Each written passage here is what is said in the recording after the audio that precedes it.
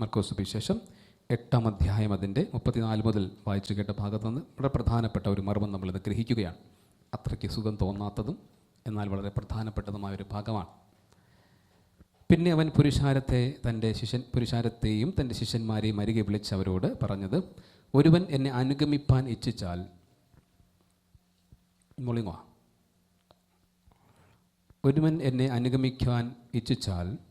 അവൻ തന്നെ ത്യജിച്ച് തൻ്റെ ക്രൂശ് എടുത്തുകൊണ്ട് എന്നെ അനുഗമിക്കട്ടെ. ആരെങ്കിലും തൻ്റെ ജീവനെ രക്ഷിപ്പാൻ ഇച്ഛിച്ചാൽ അതിനെ കളയും. ആരെങ്കിലും എൻ്റെ സുവിശേഷത്തിൻ്റെയും നിമിത്തം തൻ്റെ ജീവനെ കളഞ്ഞാൽ അതിനെ രക്ഷിക്കും. പ്രധാനപ്പെട്ട ഒരു സ്റ്റേറ്റ്മെൻറ്റ് കർത്താവ് പറയുകയാണ്. ഒരുവൻ എന്നെ അനുഗമിപ്പാനിച്ച്, നമ്മളെല്ലാവരും കർത്താവിനെ അനുഗമിക്കുന്നവരാണ് അല്ലേ? എല്ലാവരും കർത്താവിനെ ക്രിസ്തുവിനെ അനുഗമിക്കുന്നവരാണ് ക്രിസ്ത്യാനി എന്ന് പറയുന്നത്. അപ്പോൾ നമ്മളെല്ലാം അനുഗമിക്കുന്നവരാണ്. അപ്പോൾ കർത്താവ് പറയുന്ന പോയിൻ്റ് ഇങ്ങനെയാണ്, ഒരുവൻ എന്നെ അനുഗമിപ്പാൻ ഇച്ഛിച്ചാൽ. അപ്പോൾ ആരെങ്കിലും അനുഗമിക്കണമെന്ന് ആഗ്രഹിച്ചാൽ, ചെയറുണ്ടോ? ഇവിടെ ഒരു ചെയറുണ്ട്.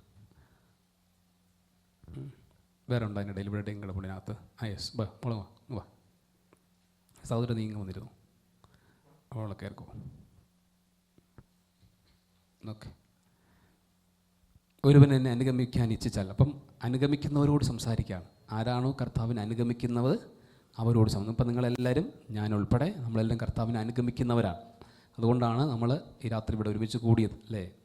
കർത്താവിനെ അനുഗമിക്കാൻ ആഗ്രഹിക്കുന്നവരാണ്. ദാഹത്തോടെ കർത്താവിന് വചനം കേൾക്കുന്നത്, ഓടി കർത്താവിൻ്റെ സന്നിധിയിലെത്തുന്നത്, പ്രാർത്ഥിക്കാനായിട്ടിരിക്കുന്നത്, വചനം ധ്യാനിക്കുന്നതെല്ലാം കർത്താവിനെ അനുഗമിക്കുന്നവരാണ്, കർത്താവിനെ അനുഗമിക്കാൻ ആഗ്രഹിക്കുന്നവരാണ്. അപ്പോൾ കർത്താവിനെ അനുഗമിക്കുന്നവരോട് ഒരുവൻ അങ്ങനെ ആഗ്രഹിച്ചാൽ, ക്രിസ്തുവിനെ അനുഗമിക്കാൻ ആഗ്രഹിച്ചാൽ അയാൾ എന്ത് ചെയ്യണമെന്ന് കർത്താവ് പറയും.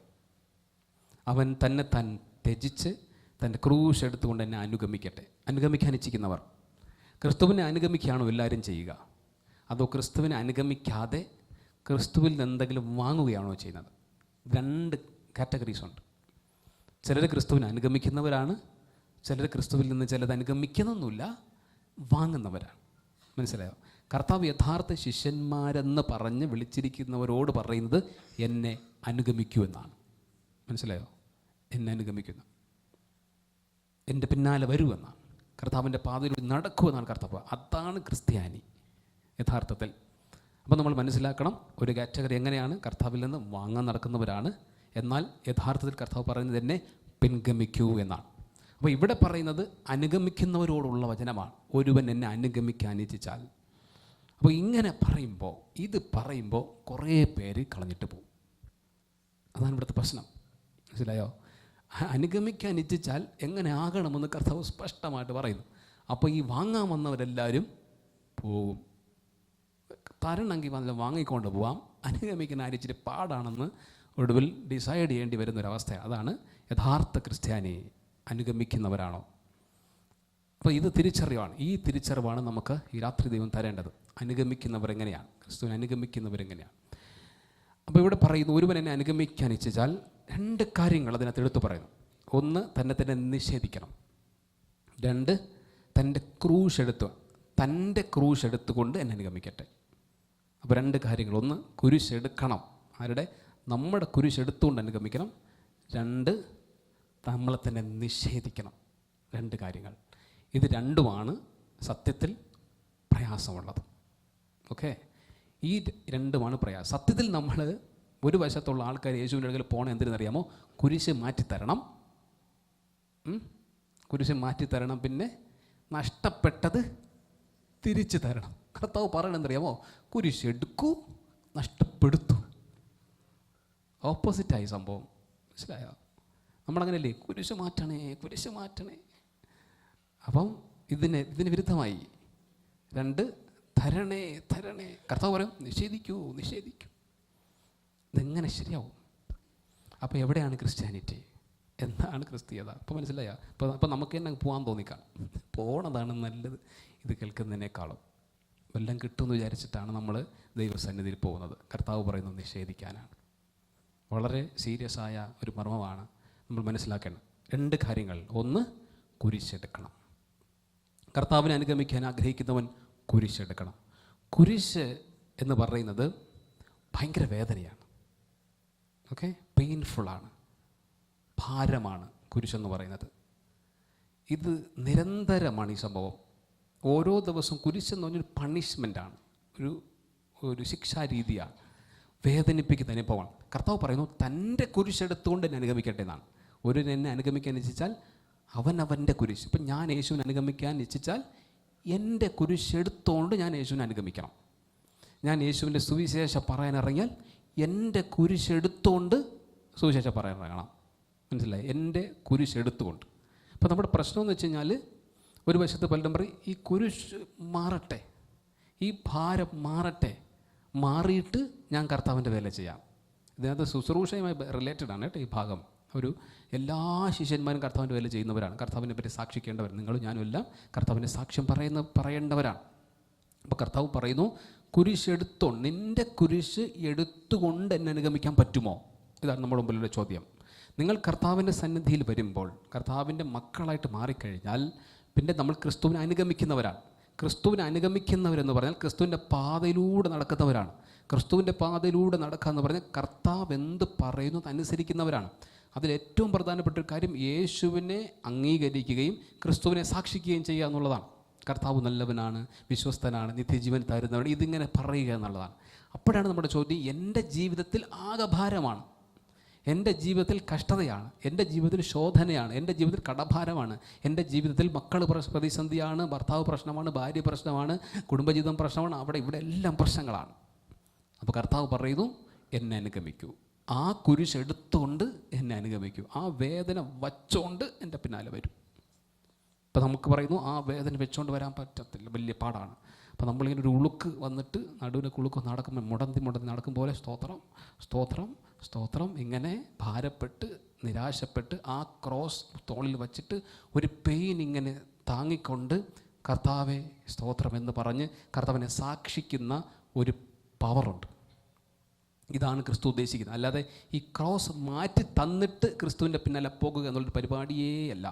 അപ്പോൾ ഇപ്പോൾ നിങ്ങൾ മനസ്സിലാക്കേണ്ട ഒരു കാര്യം, നിങ്ങളുടെ ലൈഫിനകത്തിരിക്കുന്ന എല്ലാ പെയിൻഫുൾ എക്സ്പീരിയൻസുകളും, എല്ലാ വേദനയുടെ അനുഭവങ്ങളും, എല്ലാ ഇല്ലായ്മകളും, എല്ലാ കഷ്ടതകളുടെ നടുവിൽ ആദ്യം നിങ്ങൾ പറയേണ്ടത്, കർത്താവേ ഇതിൻ്റെ നടുവിൽ ഞാൻ നിന്നെ അനുഗമിക്കും, ഈ വേദനയുടെ മധ്യത്തിൽ ഞാൻ നിന്നെ സ്നേഹിക്കുന്നു, ഇതിൻ്റെ ഈ പെയിൻഫുൾ എക്സ്പീരിയൻസ് നടുവിൽ ഞാൻ നിന്നെ സാക്ഷിക്കും. നമ്മൾ നിന്ന് പ്രസംഗിക്കുന്നു. നിങ്ങൾക്ക് തോന്നുന്നുണ്ടോ ഈ പ്രസംഗിക്കുന്ന ആൾ ഭയങ്കര സുഖമാണ്? നിങ്ങൾ യൂട്യൂബിൽ പ്രസംഗങ്ങൾ കിടപ്പുണ്ട്, കുറേ വർഷങ്ങൾക്ക് മുമ്പുള്ള ഈ പ്രസംഗങ്ങൾ കിടപ്പുണ്ട്. ഓരോ പ്രസംഗവും ചങ്ക് പറയുന്നുണ്ട്, അകത്ത് പല വേദനകളുണ്ട്. നിന്ന് പ്രസംഗിക്കുന്ന സമയത്ത് ഉള്ളം പൊട്ടി തകരുന്നുണ്ട്, പുറത്തറിയാൻ പറ്റില്ല. ഈ ഭാരം എടുത്തിട്ട് തന്നെയാണ് പലയിടത്തും നിൽക്കുന്നത്. ശരീരത്തിൽ പെയിൻ വഹിച്ചുകൊണ്ട് എത്രയോ വർഷം ആ പെയിൻ പലപ്പോഴും വിചാരിച്ചിട്ടുണ്ട്, ഇത് മാറ്റിയിട്ട് മതി, മാറ്റിയിട്ടിറങ്ങിയാൽ പോരെ, ഇതൊന്ന് മാറ്റിത്തരൂ കർത്താവ്, ഈ ഭാരം ഈ വേദന മാറ്റിത്തരൂ എന്ന് പ്രാർത്ഥിച്ചിട്ടുണ്ട്. പക്ഷെ ഇവരെല്ലാം കർത്താവ് പറയും അതിരിക്കുവേ പറയൂ, അതിരിക്കവേ പ്രസംഗിക്കും. സാമ്പത്തികമായി ഭാരം വിട്ട് നിരുങ്ങി തകർക്കപ്പെട്ട കാലത്ത് കർത്താവ് എനിക്ക് ദൂത് തരുന്നതെല്ലാം അനുഗ്രഹിക്കുന്ന ദൈവം, സമ്പന്നനാക്കുന്ന ദൈവം. ഇതെങ്ങനെ പ്രസംഗിക്കും? ഇത് പ്രസംഗിക്കാനായിട്ട് ചെന്ന് നിൽക്കുന്ന സമയത്ത് അകത്തൂടെ സാത്താൻ ഇങ്ങനെ പറയും, ചുമ്മാണ് നീ എന്ത് വിളിച്ച് പറയുന്നത്, നിനക്കവിടെ കടഭാരമാണ്, ആൾക്കാരെല്ലാം അറിഞ്ഞ നാണക്കേടാണ്, പറയരുത്, അത് പ്രസംഗിക്കരുത്, കർത്താവ് ഇതൊന്നും ചെയ്യാൻ പോകില്ല, അത്ഭുതം നടക്കാൻ പോകില്ല. അപ്പോഴെല്ലാം ഈ പെയിൻ ഭയങ്കരമാണ്. നിങ്ങൾക്ക് ഇങ്ങനെ മനസ്സിലാവുമെന്ന് എനിക്കറിയത്തില്ല. ഈ അകത്തുണ്ടല്ലോ, നമ്മൾ ഈ പ്രസംഗിച്ചുകൊണ്ടിരിക്കുമ്പോൾ അകത്തൊരു അടിയടിക്കും. എന്നിട്ടേ കള്ളമാണ്, നീ വിളിച്ച് പറയല്ലേ, നിൻ്റെ ജീവിതത്തിലില്ല, അവിടെ ഒന്നും കിട്ടണില്ല. ഇതിങ്ങനൊരു നിരാശയായിട്ട് നമ്മുടെ ഉള്ളിൽ ഇങ്ങനെ കിടന്ന് ഇങ്ങനെ അടിക്കും. ഈ പ്രസംഗിച്ചിട്ട് നിൽക്കുമ്പോൾ അതിങ്ങനെ വരും. ഇവിടെ നമുക്കില്ല, നമുക്ക് ഉണ്ടെങ്കിൽ നമ്മൾ ധൈര്യമായിട്ട് വിളിച്ച് പറയും. നമുക്കില്ല, ഇല്ലാത്തൊരു സാധനം കർത്താവ് പറയാൻ വിളിച്ച് പ്രസംഗിക്കാൻ പറയാണ്. മനസ്സിലായോ? അപ്പോൾ നമ്മൾ ആ വേദന അകത്ത് പിടിച്ചൊതുക്കി അകത്ത് വെച്ചുകൊണ്ട് ഈ വചനം പ്രസംഗിക്കുന്നു. ഇത് എൻ്റെ ലൈഫ് ഞാൻ പറയാണ്, തുടക്കം മുതലുള്ള സംഭവമാണ്. ഓരോ പ്രശ്നം എല്ലാ കാലത്തും ഏതെങ്കിലും സംഭവം അകത്തിട്ട് പെയിനാക്കിയിട്ട് അതേ മെസ്സേജ് പറയും, അതേ സാധനം പറയാൻ. അപ്പം അവിടെ ഈ അകത്ത് വേദന വെച്ചുകൊണ്ട് വിളിച്ച് പറഞ്ഞ സംഗതികൾ, പ്രസംഗിച്ച അനേകം വിഷയങ്ങളുടെ മേൽ ദൈവം അത്ഭുതം ചെയ്തിട്ടുണ്ട്. എൻ്റെ വ്യക്തിപരമായ ജീവിതത്തിൽ ഒരു എത്തും പിടിയും കിട്ടില്ല, ഇതൊക്കെ വിളിച്ച് പറഞ്ഞ് അവസാനം നാണക്കേടാകുമോ എന്ന് തോന്നി പേടിച്ച സംഗതികളെല്ലാം ദൈവം അത്ഭുതം ചെയ്തിട്ടുണ്ട്. കർത്താവിൻ്റെ വചനം പറയാനുള്ള ധൈര്യം എന്ന് പറയുന്നത് വിശ്വാസത്തിലാണ്. വിശ്വാസം. കുരിശെടുത്താലും ഈ കുരിശ് വഹിക്കുന്ന സമയത്ത് സ്വർഗം എന്നെ കാത്തുകൊള്ളും, എന്നെ സംരക്ഷിക്കും എന്നുള്ള ഉറച്ച ധൈര്യത്തോടെ മാത്രമേ ഓരോ ക്രിസ്ത്യാനിയാവാൻ പറ്റുള്ളൂ. ഇത് മാറ്റി തരുമെങ്കിൽ ഞാൻ വരാം, അങ്ങനൊരു പരിപാടിയേ ഇല്ല. ഇത് മാറ്റുമെങ്കിൽ ഞാൻ കർത്താവിനെ അനുഗമിക്കാം, അങ്ങനെയില്ല.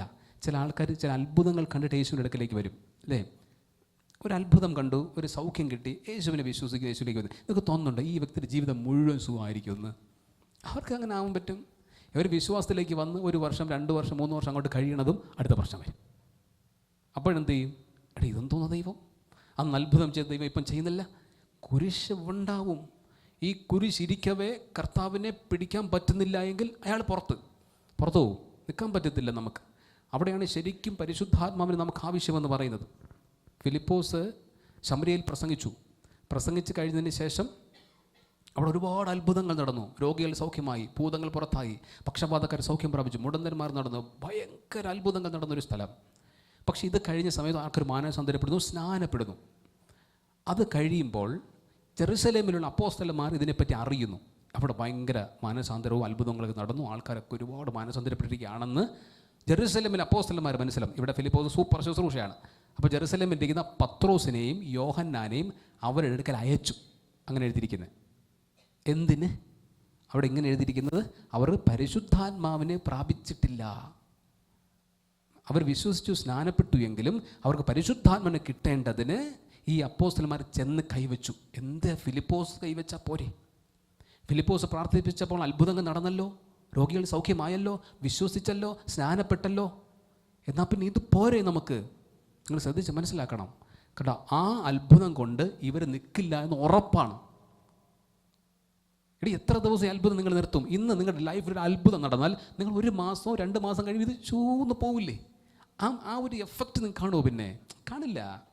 1 വർഷം കഴിയുമ്പോൾ ഇതൊക്കെ മറക്കും നിങ്ങൾ. ആ സമയത്ത് വേറൊരു ശോധന വരും. ആ ശോധന വരുമ്പോൾ അപ്പോഴ് നിങ്ങൾ പതറും.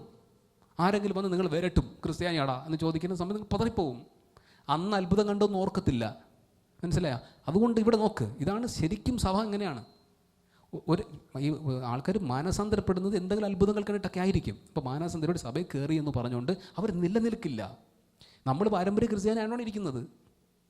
അതുകൊണ്ടാണ് നമുക്ക് സഭ നിലനിൽക്കുന്നത്. അല്ലെങ്കിൽ നിൽക്കത്തൊന്നുമില്ല. ഇങ്ങനൊന്നും ഈ ആൾക്കാരൊന്നും പള്ളിയിൽ വരത്തൊന്നുമില്ല. പാരമ്പര്യമായിട്ട് നമ്മൾ തുടരുന്നു, അതുകൊണ്ട് തുടർന്നു പോകും. അല്ലാതെ ഉള്ളിത്തട്ടി ആരാണ്? നല്ലതായിട്ട് ആരിൽ വന്ന് കയറി അടിക്കട്ടെ ക്രിസ്ത്യാനി എല്ലാത്തിനും കൊന്നാളെ എത്ര എണ്ണം കാണും അതിനകത്ത്? കാൽ ഭാഗം പോലും കാണൂല. ഓടി രക്ഷപ്പെട്ടളയും. അത്രയ്ക്കേ ഉള്ളൂ. നമ്മൾ പതറിപ്പോകും. അതുകൊണ്ട് ഇവർക്ക് ഈ അത്ഭുതങ്ങൾ കിട്ടിയതിന് ശേഷം അപ്പോസ്തലന്മാർ വന്ന് കൈവച്ച് പരിശുദ്ധാത്മാവിന് കൊടുക്കുന്നു. അങ്ങനെയാണ്, മനസ്സിലായോ? അപ്പം അവിടെ എഴുതിയിരിക്കുന്നൊരു ഭാഗമുണ്ട്. യൂട്യൂബിൽ ഞാൻ ഈ പ്രസംഗം ഇടും കേട്ടോ. ഇതിൻ്റെ വിശദീകരിച്ച് ഞാൻ പ്രസംഗിച്ചിട്ടുണ്ട്. ഇത് ഞാൻ യൂട്യൂബിനകത്ത് ഇത് മെസ്സേജ് വരും. അപ്പോൾ നിങ്ങൾക്ക് അത് കേൾക്കാം. അപ്പോൾ അത് മനസ്സിലാവും. പരിശുദ്ധാത്മാവിനെ പറ്റി പറഞ്ഞിട്ടുണ്ട്. ഇങ്ങനെ ഇവർ തൊട്ട് അത്ഭുതം പരിശുദ്ധാത്മാവിന് കൊടുത്തത് ശീമോൻ കാണുന്നു. അഭിചാരകനായി ശീമോൻ കാണുന്നു. അപ്പോൾ ശീമോൻ പത്രോസിൻ്റെ അടുക്കൽ വന്ന് പറയുന്നു, പൈസ ദ്രവ്യം കൊണ്ടുവന്നിട്ട് ഈ സിദ്ധി എനിക്കും തരാൻ പറഞ്ഞു. ഏത്? ഞാൻ കൈവച്ചാലും ആൾക്കാരിലേക്ക് പരിശുദ്ധാത്മാവ് ഇറങ്ങുന്ന സിദ്ധി തരാൻ പറഞ്ഞു. ഫിലിപ്പോസ് കുറച്ച് മുമ്പ് അത്ഭുതം നടത്തി. ഇയാൾക്ക് അത് വേണ്ട. നിങ്ങൾ മനസ്സിലാക്കിയ വ്യത്യാസം. രോഗിയെ സൗഖ്യമാക്കി, ആ സിദ്ധി വേണ്ട. മുടന്തൻ എഴുന്നേൽപ്പിച്ചു, ആ സിദ്ധി വേണ്ട. പക്ഷപാതക്കാരനെ സൗഖ്യം, ആ സിദ്ധി ഒന്നും വേണ്ട. ഭൂതങ്ങൾ, അതൊന്നും വേണ്ട. പരിശുദ്ധാത്മാവിന് കൊടുത്ത സാധനം മതി. അതെന്തങ്ങനെ? നിങ്ങൾ മനസ്സിലാക്കണം അതിൻ്റെ ഇമ്പോർട്ടൻസ്. ഒരു ആഭിചാരകനായ മനുഷ്യൻ മാനസാന്തരപ്പെട്ടപ്പോൾ അയാൾ പറയുന്നു, എനിക്ക് നിങ്ങൾ കൈവച്ചപ്പോൾ പരിശുദ്ധാത്മാവ് ആൾക്കാരിൽ വന്നില്ലേ, ആ സിദ്ധി തരൂ, പൈസ തരാം. നമ്മൾ നോർമലി ചിന്തിച്ചാൽ രോഗസൗഖ്യം കൊടുക്കണതല്ലേ ബെറ്റർ? എന്താ കുഴപ്പം തരാം? പരിശുദ്ധാത്മ യഥാർത്ഥമായി ഒരു മനുഷ്യൻ വരുന്നത് നമ്മൾ കണ്ടിട്ടില്ല. അതാ കുഴപ്പം. ഒരാളിൽ പരിശുദ്ധാത്മാവ് അനോയിൻറ്റഡ് ആകുമ്പോൾ ആൾ മാറും. അവർ ഭാഷാവരത്തിൽ സ്തുതിക്കും, അവർ പ്രവചിക്കാൻ തുടങ്ങും. ഇത് സഭയിൽ നിന്ന് അന്യമാക്കപ്പെടുന്നു. ഇതാണ് 1-ാം നൂറ്റാണ്ടിൽ അപ്പോസ്തലന്മാർ കൊടുത്തത്. സൗഖ്യം കൊടുത്തിട്ട് പോയില്ല, മാനസാന്തരപ്പെട്ടതുകൊണ്ട് വിട്ടിട്ട് പോയില്ല. അപ്പോസ്തലന്മാരെ വന്ന് കൈവച്ച് അഭിഷേകം കൊടുത്തു, പരിശുദ്ധാത്മാവ് കൊടുത്തു. അവർ നിൽക്കും, അവർ കുരിശെടുക്കും, മറ്റവരെടുക്കില്ല. ഇതാ വ്യത്യാസം. നിങ്ങൾ തിരിച്ചറിയണം. യേശു ക്രിസ്തുവിൻ്റെ യഥാർത്ഥ ശിഷ്യനാവണമെങ്കിൽ കർത്താവ് പറഞ്ഞു, നിങ്ങൾ കാത്തിരിക്കൂ, നിങ്ങൾ പരിശുദ്ധാത്മാവ് നിങ്ങളുടെ മേൽ വരുമ്പോൾ നിങ്ങൾ ശക്തി പ്രാപിച്ചിട്ട് ലോകത്തിനെത്തോളം എൻ്റെ സാക്ഷികളാവും. നിങ്ങൾ കുരിശെടുത്തുകൊണ്ട് പോകും, ശക്തി പ്രാപിച്ചിട്ട് ഇറങ്ങാവൂ എന്ന് പറയുന്നു. ഒരു ക്രിസ്ത്യാനി നമ്മുടെ മേൽ യഥാർത്ഥ ക്രിസ്ത്യാനിയാവണമെങ്കിൽ നമ്മുടെ ഈ ആത്മാവിൻ്റെ ശക്തി വരണം. ഈ ശക്തി വരുന്ന സമയത്ത് ഈ ക്രോസ് നമുക്ക് എടുത്ത് കർത്താവിന് വേണ്ടി നിൽക്കാൻ തോന്നും. എൻ്റെ ദൈവം ജീവിക്കുന്ന ദൈവമാണ്, ആ കർത്താവിന് വേണ്ടി ഇനി മരിച്ചാലും കുഴപ്പമില്ല, എത്ര വേദന വന്നാലും കുഴപ്പമില്ല, കർത്താവ് പറയണത് ഞാൻ ചെയ്യും എന്ന് പറയാനുള്ളൊരു ധൈര്യം നമ്മുടെ വരുന്നത് പരിശുദ്ധാത്മാവിന്റെ കൃപയാലാണ്. യഥാർത്ഥ ക്രിസ്ത്യാനി എന്ന് പറയുന്നത് ഈ പെയിൻഫുൾ എക്സ്പീരിയൻസ് വഹിച്ചുകൊണ്ട് കർത്താവിന് വേണ്ടി വേല ചെയ്യുന്നവരാണ്. അപ്പോൾ നിങ്ങളുടെ ജീവിതത്തിനകത്ത് എത്ര വേദനാജനകമായ അനുഭവത്തോട് നിങ്ങൾ കടന്നു പോകുന്നുവെങ്കിലും ഒരു കാരണവശാലും നിങ്ങൾ ദൈവത്തെ തള്ളിപ്പറയുകയോ ഉപേക്ഷിക്കുകയോ സൗഖ്യം തരാത്ത ദൈവമെന്ന് പറയുകയോ എന്നെ വേദനിപ്പിക്കുന്ന ദൈവമെന്ന് പറയാൻ പാടില്ല. ഒരിക്കലും അങ്ങനെ പറയാൻ പാടില്ല. അത് ഏറ്റവും വലിയ ദൈവിക നിന്ദയാണ്. കർത്താവ് പറഞ്ഞു, കുരിശെടുത്തുകൊണ്ട് വരാൻ ചങ്കുറപ്പുള്ളവരെ എനിക്ക് ആവശ്യം എന്നാണ്. അപ്പോൾ വേദനാജനകമായ അനുഭവങ്ങൾ നമ്മുടെ ജീവിതത്തിൽ വരും, കഷ്ടതകൾ വരും. അപ്പോൾ നിങ്ങൾ ഒരു കാരണവശാലും കർത്താവിനുമായിട്ട് മാറാൻ പാടില്ല. കുരിശെടുത്തുകൊണ്ട് കർത്താവിനെ അനുഗമിക്കണം. അപ്പോൾ ഈ പെയിൻ എടുക്കുന്ന ആൾക്കാരെ സംബന്ധിച്ചിടത്തോളം അവർക്ക് പറയുന്നത് രണ്ടാം പോർഷൻ, സെക്കൻഡ് പോർഷൻ എന്ന് പറയുന്നത് തന്നെ നിഷേധിക്കണമെന്നാണ്. ഒന്ന്, നമുക്കുള്ള വേദന നമ്മൾ സഹിച്ചിരിക്കണം, നമ്മുടെ കയ്യിൽ ഉണ്ടാവണം. ക്രിസ്തുവിനെ തള്ളി പറയാൻ പാടില്ല. അത് വഹിച്ചുകൊണ്ട് തന്നെ കർത്താവിൻ്റെ വേല ചെയ്യുകയും കർത്താവിനെ സാക്ഷിക്കുകയും ചെയ്യണം. രണ്ടാമത്തത്, തന്നെ നിഷേധിക്കണം, ഉപേക്ഷിക്കണം, തള്ളിക്കളയണം. തന്നെ നിഷേധിക്കണം എന്ന് പറഞ്ഞാൽ തങ്ങളുടെ ആഗ്രഹങ്ങൾ, ഈ ലോകത്തിലെ ഇഷ്ടങ്ങൾ, മോഹങ്ങൾ എല്ലാം വർജിക്കണമെന്നാണ്. ഒന്നുമില്ലാതെ ജീവിക്കാൻ നമുക്ക് പറ്റത്തില്ല. പക്ഷെ കർത്താവിൻ്റെ നാമത്തിന് വേണ്ടി ഇത് വർജിക്കാൻ പറ്റാത്ത, ഇതിനെ തള്ളിപ്പറയാൻ പറ്റാത്ത ആർക്കും യഥാർത്ഥ ശിഷ്യനാവാനും പറ്റത്തില്ല. അപ്പോൾ അവിടെ ഈ ഒരു പ്രശ്നം കിടക്കാണ്. നമ്മളെല്ലാം ആഗ്രഹിച്ച് പ്രാർത്ഥിച്ചുകൊണ്ടിരിക്കുന്നു, കിട്ടട്ടെ വരട്ടെ എന്ന് ഓരോന്നോരോന്നായിട്ട്. പക്ഷെ കർത്താവ് പറയുന്നു, നിഷേധിക്കാത്തവന് എൻ്റെ ശിഷ്യനായിരിക്കാൻ കഴിയില്ല. യോഹന്നാൻ എഴുതിയ സുവിശേഷം 12-ാം അധ്യായം അതിൻ്റെ 25-ാം വചനം. യോഹന്നാൻ എഴുതിയ സുവിശേഷം 12-ാം അധ്യായം അതിൻ്റെ 25-ാം വചനം. തൻ്റെ ജീവനെ സ്നേഹിക്കുന്നവൻ അതിനെ കളയും, ഇഹലോകത്തിൽ തൻ്റെ ജീവനെ പകയ്ക്കുന്നവൻ അതിനെ നിത്യജീവനായി സൂക്ഷിക്കും. ജീവനെ സ്നേഹിക്കുന്നവൻ അതിനെ കളയും എന്നാണ് വേദപുസ്തകം പഠിപ്പിക്കുന്നു. അത് എൻ്റെ ജീവനെ ഞാൻ പ്രാധാന്യത്തോടെ കാണുകയും ദൈവത്തിന് രണ്ടാം സ്ഥാനം കൊടുക്കുകയും ചെയ്താൽ, അതാണ് കറക്റ്റ് പോയിന്റ്. ഓക്കെ, ഒന്നാം സ്ഥാനം എൻ്റെ ജീവന് കൊടുക്കുകയും രണ്ടാം സ്ഥാനം ദൈവത്തിന് കൊടുക്കുകയും ചെയ്താൽ ഈ ജീവൻ നഷ്ടപ്പെടും എന്നാണ്. ഒന്നാം സ്ഥാനം എൻ്റെ ഏതെങ്കിലും സമ്പത്തിനോ, എൻ്റെ കുടുംബത്തിനോ, എൻ്റെ വിദ്യാഭ്യാസത്തിനോ, എൻ്റെ പണത്തിനോ, എൻ്റെ തൊഴിലിനോ ഏതെങ്കിലും കൊടുക്കുകയും ദൈവത്തിന് രണ്ടാം സ്ഥാനം മൂന്നാം സ്ഥാനം കൊടുക്കുകയാണ്, ഇതെല്ലാം ഞാൻ നഷ്ടപ്പെടുത്തും, ഇതെല്ലാം എന്നിൽ പോവും, ഇതൊന്നും എന്നെ ശാശ്വതമായ ഒരു നിത്യജീവനിൽ എത്തിക്കത്തില്ല, എനിക്കെല്ലാം നഷ്ടപ്പെടും. കർത്താവ് പറയുന്നു. അപ്പം യഥാർത്ഥ ക്രിസ്ത്യാനി ഇതെല്ലാം രണ്ടാം സ്ഥാനത്ത് വർജിച്ചേ പറ്റൂ. എളുപ്പമുള്ള കാര്യമല്ല, നമ്മൾ പറയുമ്പോൾ നല്ല എളുപ്പമായിട്ട് തോന്നത്തുമില്ല. തള്ളിക്കളയാതെ ഒരു കാരണവശാലും യഥാർത്ഥ കർത്താവിനെ സ്നേഹിപ്പാനോ സേവിപ്പാനോ പറ്റില്ല. ഇതിൻ്റെ കാരണം എന്തെന്ന് വെച്ച് കഴിഞ്ഞാൽ നമ്മുടെ ഹൃദയമാണ് അതിനുള്ള പ്രശ്നം. ധനാട്ടിനായ ഒരു മനുഷ്യൻ യേശുവിൻ്റെ അടുക്കൽ വരുന്നു. യൗവനക്കാരൻ വന്നിട്ട് പറയുന്നു, നിത്യജീവൻ അവകാശിയാകാൻ ഞാൻ എന്ത് ചെയ്യണം? അപ്പോൾ കർത്താവ് പറഞ്ഞു, കുറേ കൽപ്പനകളെല്ലാം പറഞ്ഞു കൊടുത്തു. അമ്മ ഇതെല്ലാം ഞാൻ അനുസരിക്കുന്നുണ്ടെന്ന് പറഞ്ഞു. അപ്പോൾ ഇനി നിനക്ക് ഒരു കുഴപ്പം കൂടെ ഉണ്ട്, നിനക്കുള്ളത് വിറ്റ് ദരിദ്രർക്ക് കൊടുത്തിട്ട് എന്നെ അനുഗമിക്കാമെന്ന് പറഞ്ഞു. അപ്പോൾ അവൻ അധികം ധനമുള്ളവനായതുകൊണ്ട് ദുഃഖിച്ച് പോയി കളഞ്ഞു എന്ന് വേദപുസ്തകം പറയുന്നു. അപ്പോൾ അദ്ദേഹത്തിൻ്റെ മനസ്സിരിക്കുന്നത് എവിടെയാണ്? ഒന്നാം സ്ഥാനം പണത്തിലാണ്. നിത്യജീവൻ വേണോ? വേണം. അദ്ദേഹം അനുസരിക്കുന്നുണ്ട്, കൽപ്പന അനുസരിക്കുന്നുണ്ട്. പക്ഷേ അവൻ്റെ മനസ്സ് കൂടുതൽ ഇഷ്ടപ്പെട്ട് നിൽക്കുന്നത് പണം വേണം. പണം ഇല്ലെങ്കിൽ ഇവിടെ നിൽക്കാൻ പറ്റത്തില്ല, പണമാണ് പ്രധാനം. അപ്പോൾ ഇയാൾ ദൈവത്തെ വിളിക്കുന്നതിൻ്റെ പ്രധാനപ്പെട്ട ഒരു കാരണം എന്ന് പറയുന്നത് പണം തരണേ, പണം നഷ്ടപ്പെടല്ലേ, പണം കൂടിയിരിക്കണേ. മനസ്സിലായോ? നമ്മൾ പ്രാർത്ഥിക്കുന്നത് എന്തിനാ?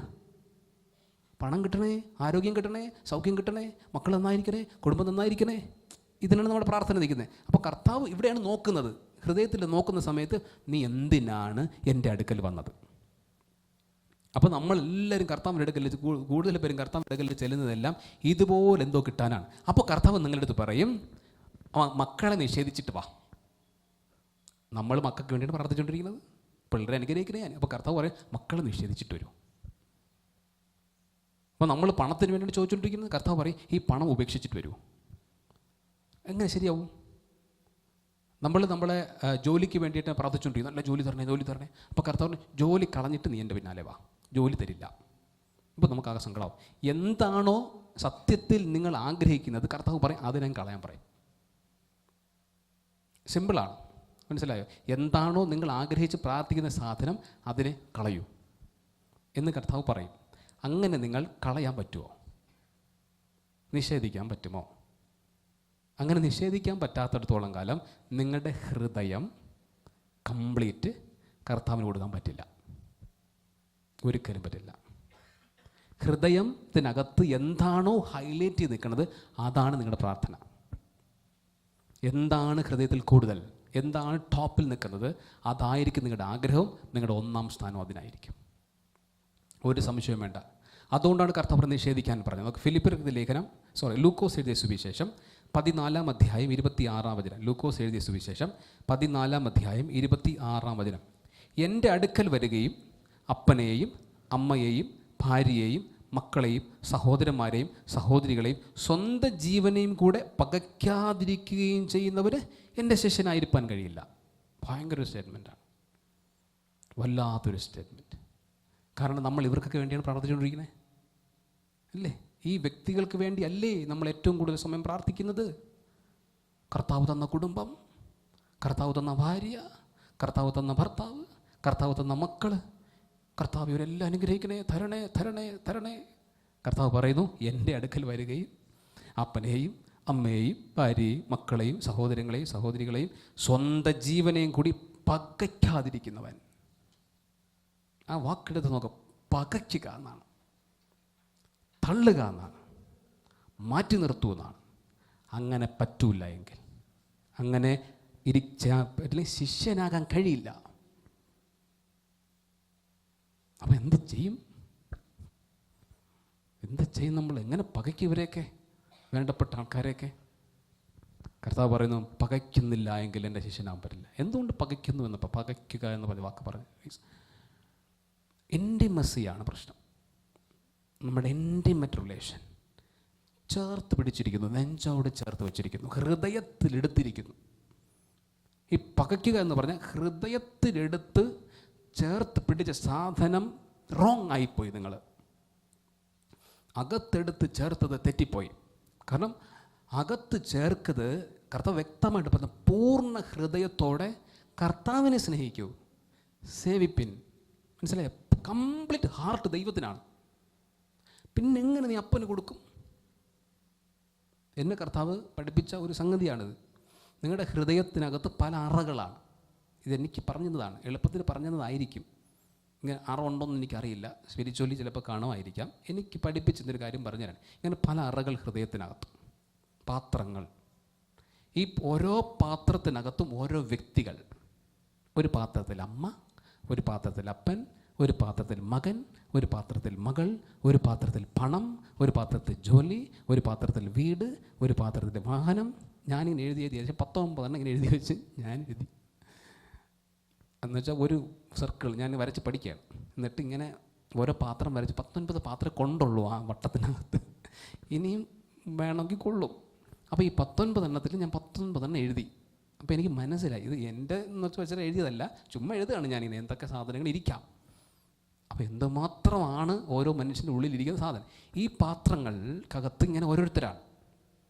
ചില സന്ദർഭങ്ങളിൽ അപ്പൻ ഇങ്ങനെ എഴുന്നേറ്റ് വരും. അപ്പോൾ അപ്പൻ ഇങ്ങനെ തോന്നും. ചില സന്ദർഭം അമ്മ ഇങ്ങനെ എഴുന്നേറ്റ്. അപ്പോൾ അയ്യോ അമ്മ എന്തൊരു സ്നേഹമായിരുന്നു അമ്മ. അപ്പോൾ അമ്മയോടൊരു സ്നേഹം വരും. മനസ്സിലായോ? അത് ഓർത്ത് ദുഃഖിക്കുക, അമ്മയോർത്ത് ഭാരപ്പെടുക, ഇതിങ്ങനെ വന്നുകൊണ്ടിരിക്കും. ചിലപ്പോൾ മോളിങ്ങനെ കയറുക, അയ്യോ മോളുടെ ജീവിതം എന്താവും, മകളെ ഭാരം, മകളെന്താവും, ഇങ്ങനെ മകളെ പറ്റി ഓർത്തുകൊണ്ടിരിക്കും. ചില സന്ദർഭത്തിൽ ജോലി പൊങ്ങി വരും. അപ്പോൾ ജോലിയെ പറ്റി ഓർക്കും. ശരിയല്ലേ? ഓരോ പാത്രങ്ങൾക്കത്തുള്ള സാധനങ്ങൾ. ഇനി ഇവിടെ ഇരിക്കുന്ന മകൾക്ക് എന്തെങ്കിലും വേദന വന്നു എന്ന് വെച്ചോ, ഒരു വിഷമം വന്നു, അവർക്കൊരു ഭാരം വന്നു, ഈ പാത്രത്തിനകത്ത് പൊങ്ങി വരും. എന്നിട്ട് നിങ്ങളിങ്ങനെ ഡിസ്റ്റർബ് ചെയ്തുകൊണ്ടിരിക്കും. ഈ അകത്തുള്ള സാധനം നിങ്ങളുടെ ഹൃദയം അത് വേദനയാവും. എൻ്റെ കുഞ്ഞിന് ഭാരമാണല്ലോ, എൻ്റെ കുഞ്ഞിന് വേദനയാണല്ലോ. നിങ്ങളുടെ വേണ്ടപ്പെട്ട ഒരാൾക്ക് നൊന്താൽ, ഒരു വേദന വന്നാൽ നിങ്ങൾ നോവില്ലേ? ഭാരപ്പെടും. നിങ്ങൾക്ക് ചിലതൊക്കെ നഷ്ടം വന്നാൽ ഭാരപ്പെടില്ലേ? ഭാരപ്പെടും. കാരണം ഹൃദയത്തിൻ്റെ പാത്രത്തിനകത്ത് അവരിരിക്കുന്നതുകൊണ്ടാണ്. മനസ്സിലായോ? ഹൃദയത്തിനകത്ത് ഇവരെ വച്ചേക്കാണ്. കർത്താവ് പറഞ്ഞത് ഇങ്ങനെയാണ്. എലീശ പ്രവാചകൻ്റെ കഥ വച്ചിട്ടാണ്. അതിനകത്ത് ഒരു സ്ത്രീയുടെ അടുക്കൽ ചെന്ന് അവർ കടഭാരം മാറ്റാനായിട്ട് അവർ പറയുമ്പോൾ ഒഴിഞ്ഞ പാത്രം കൊണ്ടുവരൂ, എന്നിട്ട് അതിനകത്ത് എണ്ണ നിറയ്ക്കൂ എന്ന് പറഞ്ഞു അല്ലേ? ആ സംഭവം വെച്ചാണ് ഇത് എന്നെ പഠിപ്പിക്കുന്നത്. അത് ഈ എണ്ണ പരിശുദ്ധാത്മാവാണ്. ഒഴിഞ്ഞ പാത്രം കൊണ്ടുവരാനാണ് പറഞ്ഞത്. അപ്പോൾ ഞാൻ ചോദിക്കുകയാണ്, എന്താണ് കർത്താവ് ഇതിൻ്റെ ആത്മീക മർമ്മം? ഒരു ദിവസം എനിക്ക് എടുത്ത് തന്നിട്ട് ഞാൻ വെച്ചുകൊണ്ടിരിക്കുകയാണ്. അപ്പോഴാണ് കർത്താവ് ഇത് പറഞ്ഞു തരുന്നത്, ഇത് എണ്ണ പരിശുദ്ധാത്മാവാണ്. ഒഴിഞ്ഞ പാത്രങ്ങൾ എന്ന് പറയുന്നത് ഹൃദയത്തിനകത്തുള്ള പാത്രങ്ങളാണ്. എല്ലാവരുടെയും ഹൃദയത്തിനകത്ത് ഒഴിഞ്ഞല്ലിരിക്കുന്നത്. എല്ലാ പാത്രത്തിനകത്ത് ആൾക്കാർ ഫില്ലാണ്. പരിശുദ്ധാത്മാവിന് ഒഴിക്കാൻ പറ്റില്ല. മനസ്സിലായോ? അപ്പോൾ കർത്താവ് പറഞ്ഞു ഒഴിഞ്ഞ പാത്രം കൊണ്ടുവരൂ. മനസ്സിലായോ? അപ്പം ഒഴിഞ്ഞ പാത്രങ്ങളിൽ മാത്രമേ പരിശുദ്ധാത്മാവിനെ ഫില്ല് ചെയ്യാൻ പറ്റൂ. അപ്പം നമ്മൾ എന്ത് ചെയ്യും? നിങ്ങളുടെ ഹൃദയത്തിനകത്ത് 5 പാത്രം ഉണ്ടെന്ന് വെച്ചോ. ഒന്നിൽ ഭർത്താവ്, ഒന്നിൽ ഭാര്യ, മകൻ, മകൾ, അപ്പൻ, അമ്മ, ഇത്രയുമായിട്ട് ഫില്ലാണ്. എവിടെ ഇട്ടിരുത്തും പരിശുദ്ധാത്മാവിനെ നിങ്ങൾ? എവിടെയിരുത്തും? ഇത്രയും പേര് അകത്തിരുത്തിയിട്ട് വെളിയിൽ നിൽക്കുന്ന പരിശുദ്ധാത്മാവിനെ വച്ച് ഇത് ഡീൽ ചെയ്യും നമ്മൾ. മനസ്സിലായോ? പരിശുദ്ധാത്മ വെളിയിലാണ്, ദൈവം വെളിയിൽ നിൽക്കുന്ന ദൈവത്തെ വെച്ച് ഇതിനെ ഡീൽ ചെയ്യും. കർത്താവേ, എൻ്റെ ഭാര്യ, എൻ്റെ ഭർത്താവ് സഹായിക്കും. മനസ്സിലായോ? ദൈവം വെളിയിലാണ്, ഇവരകത്താണ്. ഈ അകത്തുള്ള ആൾക്കാർക്ക് വേണ്ടി ദൈവത്തെ യൂസ് ചെയ്യുന്നു നമ്മൾ. നിങ്ങൾക്ക് മനസ്സിലാവുന്നു? ഇത് മനസ്സിലാക്കണം. ഈ ഉൾട്ട തിരിഞ്ഞ് കിടക്കണം ഈ സാധനങ്ങൾ. അകത്തുള്ള ആൾക്കാരെ സഹായിക്കാൻ ദൈവത്തെ വിളിക്കുന്നു.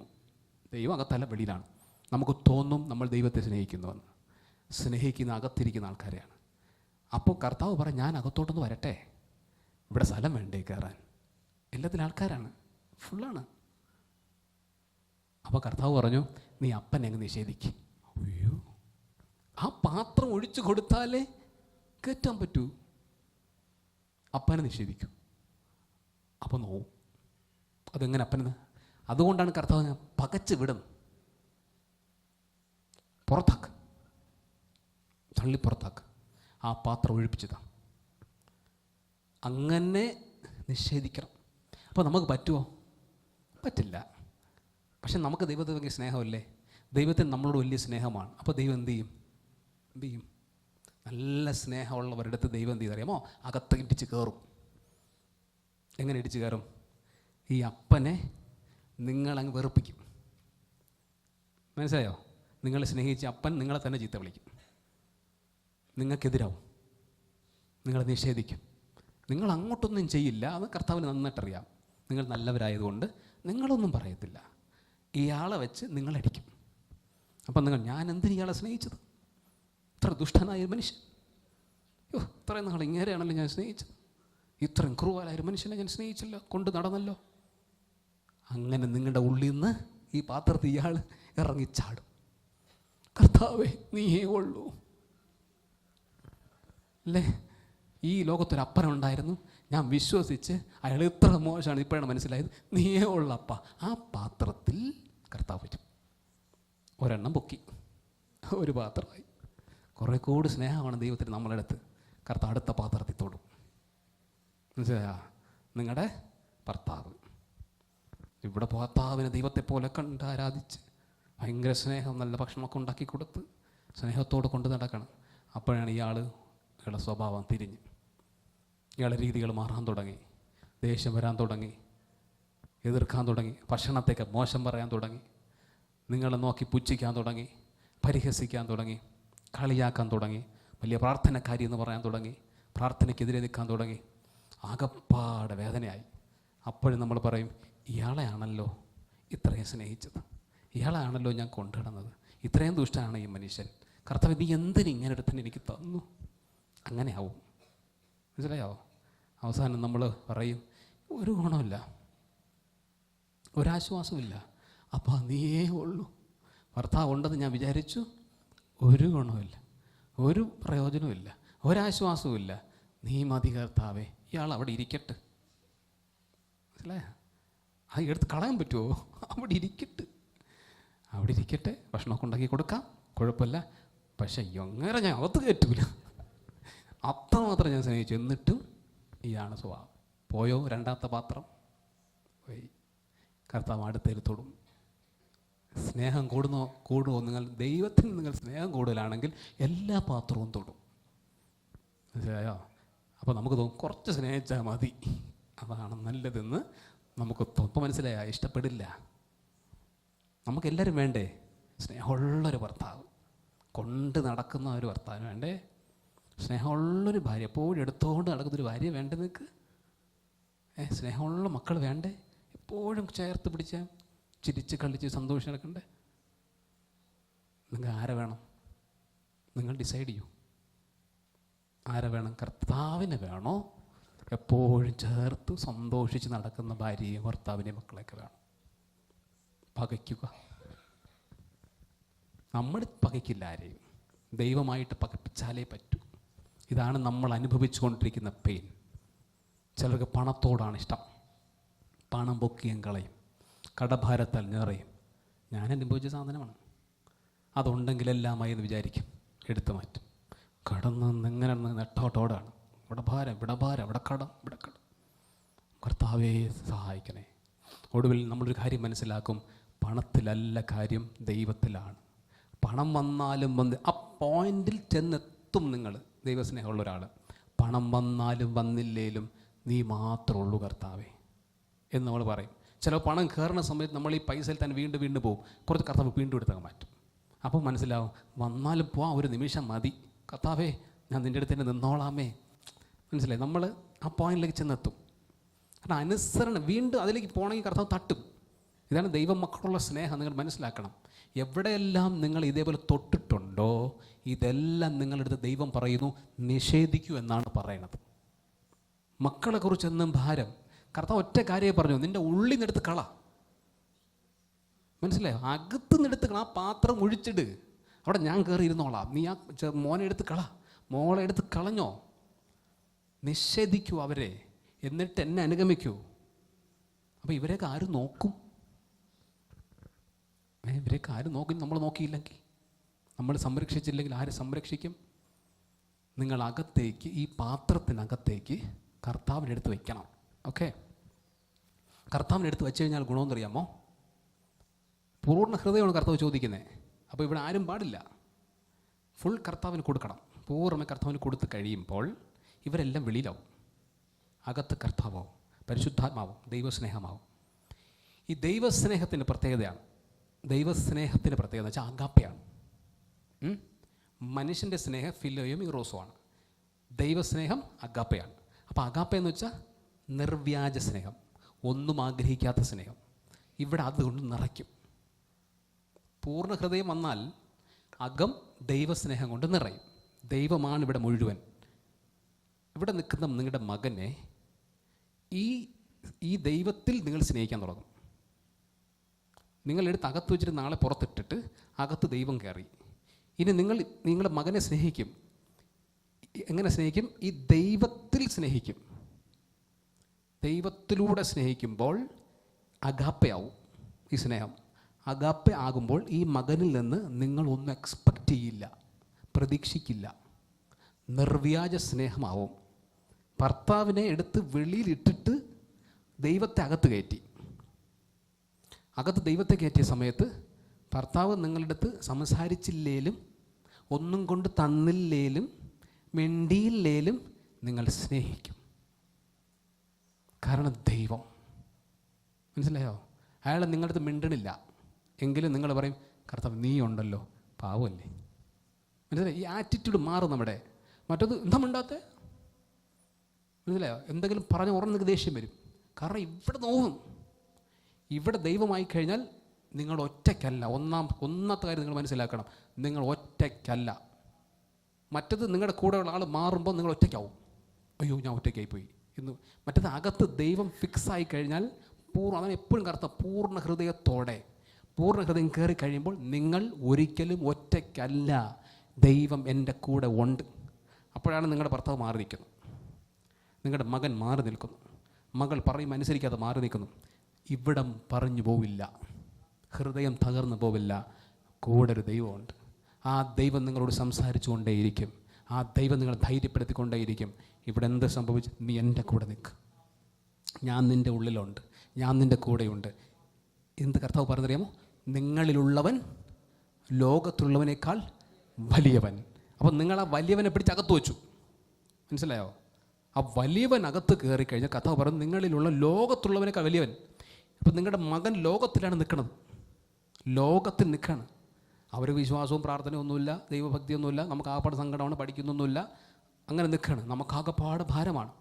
അപ്പോൾ കർത്താവ് പറയും നിങ്ങളിലുള്ളവൻ, നിങ്ങളുടെ മകൻ നിൽക്കുന്നില്ല ലോകം, അവിടെയുള്ള സ്പിരിച്വൽ ശക്തികളെക്കാൾ വലിയവനാണ്. അപ്പം നിങ്ങൾ പിടിച്ചു വച്ചേക്കുന്ന ആ ദൈവം നിങ്ങൾക്ക് വേണ്ടി അധ്വാനിക്കും. മറ്റും നിങ്ങൾ ഇവനെ പിടിച്ച് അകത്ത് വെച്ചിട്ട് ഞെരുക്കാണ്. അത് നിങ്ങളുടെ ശക്തിയിലാണ് പിടിച്ചുകൊണ്ടിരിക്കുന്നത്. നടക്കില്ല, ജയിക്കണമെന്നില്ല. പക്ഷെ നിങ്ങൾ വലിയവനെ പിടിച്ച് അകത്ത് വെച്ചിട്ട്, മനസ്സിലായി, ഇവരങ്ങോട്ട് മാറ്റി നിർത്തിയാൽ ഈ വലിയവനായ ദൈവം, അകത്തിരിക്കുന്ന ദൈവം നോക്കിക്കൊള്ളും. ഉറപ്പാണ് ഈ കാര്യം, കൺഫേമായ കാര്യമാണ്. അതുകൊണ്ടാണ് അത് ഒരിക്കലും ദ്രോഹിക്കുകയല്ല ചെയ്യുന്നത്. നമ്മൾ നിഷേധിക്കാൻ പറയുമ്പോൾ നമ്മൾ വിചാരിക്കും എന്തോ ദൈവമാണത്, എല്ലാവരെയും പകച്ചിട്ട് കർത്താവിനെ അനുഗമിക്കാമെന്ന് പറഞ്ഞാൽ, സത്യത്തിൽ അതിൻ്റെ സംഭവം എന്ന് പറഞ്ഞാൽ നിങ്ങൾ ടെൻസ്ഡ് ആകരുതെന്നാണ്. വറീഡാവല്ലേ, മകനെക്കുറിച്ച് വറീഡാവുക, മകളെക്കുറിച്ച് വറീഡാവുക, ഭർത്താവിനെക്കുറിച്ച് വറീഡാകല്ലേ. നീ എന്നെ എടുത്തകത്ത് വെച്ചാൽ, നീ എന്നെ മാത്രം നോക്കി നിന്നാൽ നീ ടെൻഷൻ ആവില്ല. ദൈവം എൻ്റെ കൂടെ ഉണ്ട്, കർത്താവ് വലിയവനാണ്, കർത്താവ് എല്ലാം നോക്കിക്കോളും, നിന്നെ മാത്രമേ ഞാൻ നോക്കൂ. നിങ്ങളുടെ നോട്ടം ദൈവത്തിൽ തന്നെ നിൽക്കും. മറ്റത് 24 മണിക്കൂറും ചെറുക്കൻ എന്ത് ചെയ്യുന്നു നോക്കിക്കൊണ്ടിരിക്കും. അവൻ അങ്ങോട്ട് തിരിഞ്ഞോ ഇങ്ങോട്ട് തിരിഞ്ഞോ, അങ്ങോട്ട് പോയി ഇങ്ങോട്ട് പോയി, ആകെ പ്രശ്നമാണ്. മനസ്സിലായോ? ഇത് ലോക മനുഷ്യനാണ് അങ്ങനെ ചെയ്യുന്നത്. ഉറച്ച വിശ്വാസി, പൂർണ്ണ ഹൃദയം കർത്താവിന് കൊടുത്ത ഒരു മനുഷ്യനെ സംബന്ധിച്ചിടത്തോളം അവൻ്റെ കംപ്ലീറ്റ് കാര്യങ്ങൾ പരിശുദ്ധാത്മാവാണ് നടത്തുന്നത്. അവൻ കാര്യസ്ഥനാണ് പരിശുദ്ധാത്മാവ്, സഹായകനാണ് പരിശുദ്ധാത്മാവ്, ഉപദേശം തരുന്നവനാണ് പരിശുദ്ധാത്മാവ്. അവനെ നിങ്ങളുടെ ഉള്ളിൽ കംപ്ലീറ്റ് ഹാർട്ട് കൊടുത്താൽ ആ ദൈവം ബാക്കിയുള്ള എല്ലാവരും നോക്കിക്കോളും. ഒരു സ്ഥലത്തും കുറവ് വരില്ല. അപ്പം പകയ്ക്കുക, തള്ളി മാറ്റുക എന്ന് പറയുമ്പോൾ മനസ്സിലാക്കേണ്ട, എങ്ങനെ നമുക്കിത് പറ്റും, എങ്ങനെ ഇതിനെ പ്രാവർത്തികമാക്കാൻ പറ്റും എന്ന് ചോദിച്ചാൽ, നിങ്ങളുടെ മനസ്സ് എന്ത് ചിന്തിക്കുന്നു എന്ന് നോക്കിയാൽ മതി. എളുപ്പത്തിൽ പറഞ്ഞുതരാം കേട്ടാ. നിങ്ങളുടെ മനസ്സ് എന്താണ് ചിന്തിക്കുന്നത് എന്ന് മാത്രം ശ്രദ്ധിച്ചാൽ മതി, നിങ്ങളുടെ ഭരിക്കുന്നത് എന്താണെന്ന് മനസ്സിലാവും. അതാണ് കർത്താവ് ഒരു കാര്യം പറഞ്ഞത്, ഇടവിടാതെ സ്തോത്രത്തിൽ ജാഗരിപ്പൻ. ഇടവിടാതെ എപ്പോഴും സ്തോത്രം സ്തോത്രം സ്തോത്രം സ്തോത്രം. എന്നിട്ട് നിങ്ങളുടെ മനസ്സിൽ നിങ്ങൾ കാണേണ്ടത് ദൈവത്തെയാണ്. മനസ്സിലായോ? വേറൊരു ഇഷ്യൂസും നിങ്ങളുടെ അകത്ത് വരാൻ പാടില്ല. ഇതാണ് ഇതിൻ്റെ കാര്യം. വീട്ടിൽ പ്രശ്നമാണ്, മനസ്സിലായോ? മക്കൾ പ്രശ്നമാണ്, അല്ലെങ്കിൽ കുടുംബത്തിൽ പ്രശ്നമാണ്, സാമ്പത്തിക പ്രശ്നമാണ്. ഇതായിരിക്കും എപ്പോഴും മനസ്സിൽ വരുന്നത്. നമുക്ക് അയ്യോ എന്ത് ചെയ്യും, അത് കർത്താവെ സഹായിക്കണേ, ഇങ്ങനെ വന്നു. ഈ സാധനം കയറിയിട്ടാണ് പ്രാർത്ഥിക്കുന്നത് നമ്മൾ. മനസ്സിലായി? ഫിനാൻഷ്യൽ ഇഷ്യൂസ് നമ്മുടെ മനസ്സിനകത്ത് കയറി ഡിസ്റ്റർബ് ചെയ്യും. അപ്പോൾ നമ്മൾ അത് വെച്ച് നമ്മൾ ദൈവത്തോട് പറയും, കർത്താവെ സാമ്പത്തികം അറിയാം. സത്യത്തിൽ മനസ്സിനകത്ത് ഇങ്ങനെ ഉടലെടുത്തുകൊണ്ടിരിക്കുന്നത് ആ വിഷയമാണ്. പക്ഷേ കർത്താവ് അതെടുക്കാനല്ല പറയുന്നത്. കർത്താവ് പറയുന്നത് എന്നെ സ്തുതിക്കുക എന്നാണ് പറയുന്നത്. ഇടവിടാതെ സ്തോത്രത്തിൽ ജാഗരിക്കൂ. ദൈവത്തെ സ്തുതിക്കുക എന്ന് പറയുമ്പോൾ മറ്റതിങ്ങനെ മറന്നു പോകും നമ്മൾ. അത് ഹൃദയത്തിൽ നിന്ന് പുറത്തുപോയി. ഇത് കയറി ദൈവത്തെ സ്തുതിക്കുന്നു, ദൈവത്തിന് സ്തോത്രം, ദൈവത്തുമായി കണക്റ്റഡായി നിൽക്കുന്നു. എപ്പോഴും ദൈവത്തോട് സംസാരിച്ചുകൊണ്ട്, എപ്പോഴും ദൈവമായിട്ട് ഒരു സെക്കൻഡ് പോലും മാറാതെ ഇങ്ങനെ കണക്റ്റഡ് ആവാൻ പറ്റുന്ന അവസ്ഥയാണ് പൂർണ്ണ ഹൃദയം. വ്യക്തത മനസ്സിലാക്കുക. ഒരു സെക്കൻഡ് പോലും മറക്കാതെ കണക്റ്റാക്കാൻ പറ്റുന്ന അവസ്ഥ പൂർണ്ണ ഹൃദയം. അപ്പോൾ നമുക്കുണ്ടോയെന്ന് ചോദിച്ചാൽ ചാൻസ് ഇല്ല, അല്ലേ? എനിക്കുണ്ടോയെന്ന് ചോദിച്ചാൽ ചാൻസ് ഇല്ല. എന്താ റീസൺ? പ്രസംഗിച്ചുകൊണ്ട് നിൽക്കുന്ന സമയത്ത് മറന്നുപോകും. മനസ്സിലായോ? ഒരു കാര്യമാണ്. ഫുൾ ടൈം നിൽക്കാൻ പറ്റുമോ? ഇല്ല, മറന്നു പോകുന്നു. ദൈവത്തെ മറന്നു പോകുന്നു. പല സന്ദർഭങ്ങളിൽ നമ്മൾ പല കാര്യങ്ങളിൽ ഇൻവോൾവ് ചെയ്യുമ്പോൾ കർത്താവിനെ മറന്നു പോകുന്നു. ഒരാളോട് നമ്മൾ സംസാരിച്ചുകൊണ്ട് നിൽക്കുന്ന സമയത്ത് നമ്മൾ ഹൃദയം ആ വ്യക്തിക്ക് കൊടുക്കും. ശ്രദ്ധിച്ച് മനസ്സിലായി ഞാൻ പറഞ്ഞ പോയിന്റ്. നമ്മൾ വേറൊരാളോട് സംസാരിച്ചുകൊണ്ട് നിൽക്കുമ്പോൾ ഹൃദയം അയാൾക്ക് കൊടുത്ത് സംസാരിക്കും. നമ്മൾ അവരും എടുക്കും. പാവമല്ലേ, നല്ലതായിട്ട് കേൾക്കാം, നമുക്ക് നല്ല ഉപദേശങ്ങളൊക്കെ കൊടുക്കാം. നമ്മളങ്ങ് ഇൻവോൾവ് ആവുന്നു, ചാടി വീണ്. അപകടമാണ് ഈ സാധനം. കാരണം അവരിലുള്ള സ്പിരിറ്റ് കൂടെ ഇങ്ങോട്ട് കയറി വരും. അതാണ് സംഭവിക്കുക. ചെയ്യാൻ പാടില്ല. ദൈവമാണ് അവരിൽ ഇറങ്ങേണ്ടത്, നിങ്ങളല്ല. ദൈവത്തെ അവരുടെ ഹൃദയത്തിൽ കൊടുക്കുകയാണ് നമ്മുടെ ജോലി. അവരെ പിടിച്ച് നമ്മുടെ ഹൃദയത്തിൽ കയറ്റുമല്ല. നമ്മൾ ഒരാളോട് സംസാരിച്ചുകൊണ്ട് നിൽക്കുമ്പോഴും നമ്മളെ കവർ ചെയ്ത് നിൽക്കേണ്ടത് സ്തോത്രം സ്തോത്രം സ്തോത്രം സ്തോത്രം ഇതായിരിക്കണം. മനസ്സിലായി? നമ്മളൊരാളോട് സംസാരിക്കുമ്പോൾ പോലും ഈ ഹൃദയത്തിനകത്ത് കർത്താവിൽ കണക്റ്റഡ് ആയിരിക്കണം. ഹൃദയം, കംപ്ലീറ്റ് ഹൃദയം. ഇപ്പോൾ നമ്മൾ ഏറ്റവും കൂടുതൽ ഈ ഹൃദയം കണക്റ്റായി നിൽക്കുന്നത് ആരില്ലെന്നാണ് ഇവിടെ പറഞ്ഞത്. മനസ്സിലായോ? എപ്പോഴും കണക്ട് ചെയ്ത് നിൽക്കുന്ന അപ്പൻ, അമ്മ, ഭാര്യ, മക്കൾ, സഹോദരങ്ങൾ, സഹോദരികൾ, സ്വന്തം ജീവൻ. ഇവിടെ എഴുതിയിരിക്കുന്നു. എടുത്ത് കർത്താവ് പറയാണ്, ഇതാണ് ഏറ്റവും കൂടുതൽ നിങ്ങളുടെ ഹൃദയത്തെ ഭരിക്കുന്നവർ. ഇവരാണ് നിങ്ങളുടെ ബാധ. മനസ്സിലായോ എന്നാണ്. ഇവരാണ് നിങ്ങളെ നശിപ്പിക്കുന്നതെന്ന്, ഇവരാണ് നമ്മളെ കൊല്ലുന്നതെന്ന്. ഈ വ്യക്തികളാണ്. എവിടെ കൊന്നു നിങ്ങളെ? നിങ്ങളും ദൈവവും തമ്മിലുള്ള ഇൻറ്റിമസിയെ കൊന്നത് നിങ്ങളുടെ വീട്ടുകാരാണ്. അതുകൊണ്ടാണ് കർത്താവ് പറഞ്ഞു പകയ്ക്കൂ എന്ന വാക്ക് പറഞ്ഞത്. ആ വാക്കിൻ്റെ ആഴം നിങ്ങൾ മനസ്സിലാക്കണം. നിങ്ങളുടെ വീട്ടുകാരാണ് നിങ്ങളെ നശിപ്പിച്ചത് എന്ന് പറഞ്ഞാൽ ദൈവവുമായുള്ള ഇൻറ്റിമസി റിലേഷൻ കട്ട് ചെയ്തത് ഇവരാണ്. ഇതിൻ്റെ ഇടയിൽ എങ്ങനെ ദൈവത്തെ കൊണ്ടുവരിക? അതാണ് നിഷേധിച്ച് എന്നെ അനുഗമിക്കുമെന്ന് പറഞ്ഞാൽ നിങ്ങൾ ഫുൾ ടൈം നിങ്ങളുടെ ഹൃദയം കർത്താവിന് കൊടുത്തേ പറ്റൂ. ഒരുവൻ യഥാർത്ഥത്തിൽ വിശ്വാസിയാണെങ്കിൽ അവൻ്റെ ഹൃദയം കർത്താവിലായിരിക്കും. സ്തോത്രം, സ്തോത്രം, സ്തോത്രം പറഞ്ഞ് വചനമൊക്കെ പറഞ്ഞ് ദൈവത്തെ സ്തുതിച്ച് ദൈവത്തെ മഹത്വപ്പെടുത്തുക. അങ്ങനെ പരിശുദ്ധാത്മ നിങ്ങളിൽ നിറഞ്ഞു കഴിയുമ്പോൾ അവൻ നിങ്ങളെ സകല സത്യത്തിലും വഴി നടത്തും.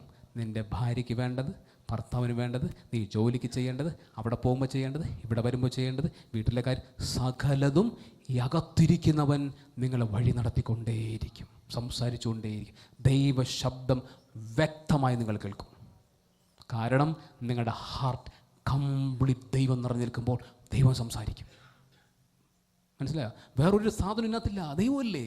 ആ ദൈവം സംസാരിക്കും എന്നുള്ളത് 150% ഉറപ്പാണ്. നിങ്ങളുടെ ഹാർട്ട് ദൈവത്തിലാണ്. ആ ദൈവം നിങ്ങൾക്ക് ദോഷം ചെയ്യില്ല. നിങ്ങളുടെ കുടുംബത്തിൽ ദോഷം ചെയ്യില്ല. നിങ്ങളുടെ മക്കൾക്ക് ദോഷം ചെയ്യില്ല. നിങ്ങളുടെ സമ്പത്തിൽ ദോഷം ചെയ്യില്ല. നിങ്ങളുടെ ആരോഗ്യത്തിൽ ദോഷം ചെയ്യില്ല. ഒരു ദോഷവും ദൈവം ചെയ്തില്ല. ഹൃദയം കംപ്ലീറ്റ് കർത്താവിന് കൊടുക്കണം. അതാണ് കർത്താവ് പറയുന്നു, നിഷേധിച്ച് നാൾ തോറും എന്നെ അനുഗമിക്കട്ടെ. അതിന് ഈ വ്യക്തികളെ സൂക്ഷിക്കൂ. നിങ്ങളുടെ ഹൃദയത്തിന് ആരൊക്കെ ഇരിക്കുന്നു ചെക്ക് ചെയ്യൂ.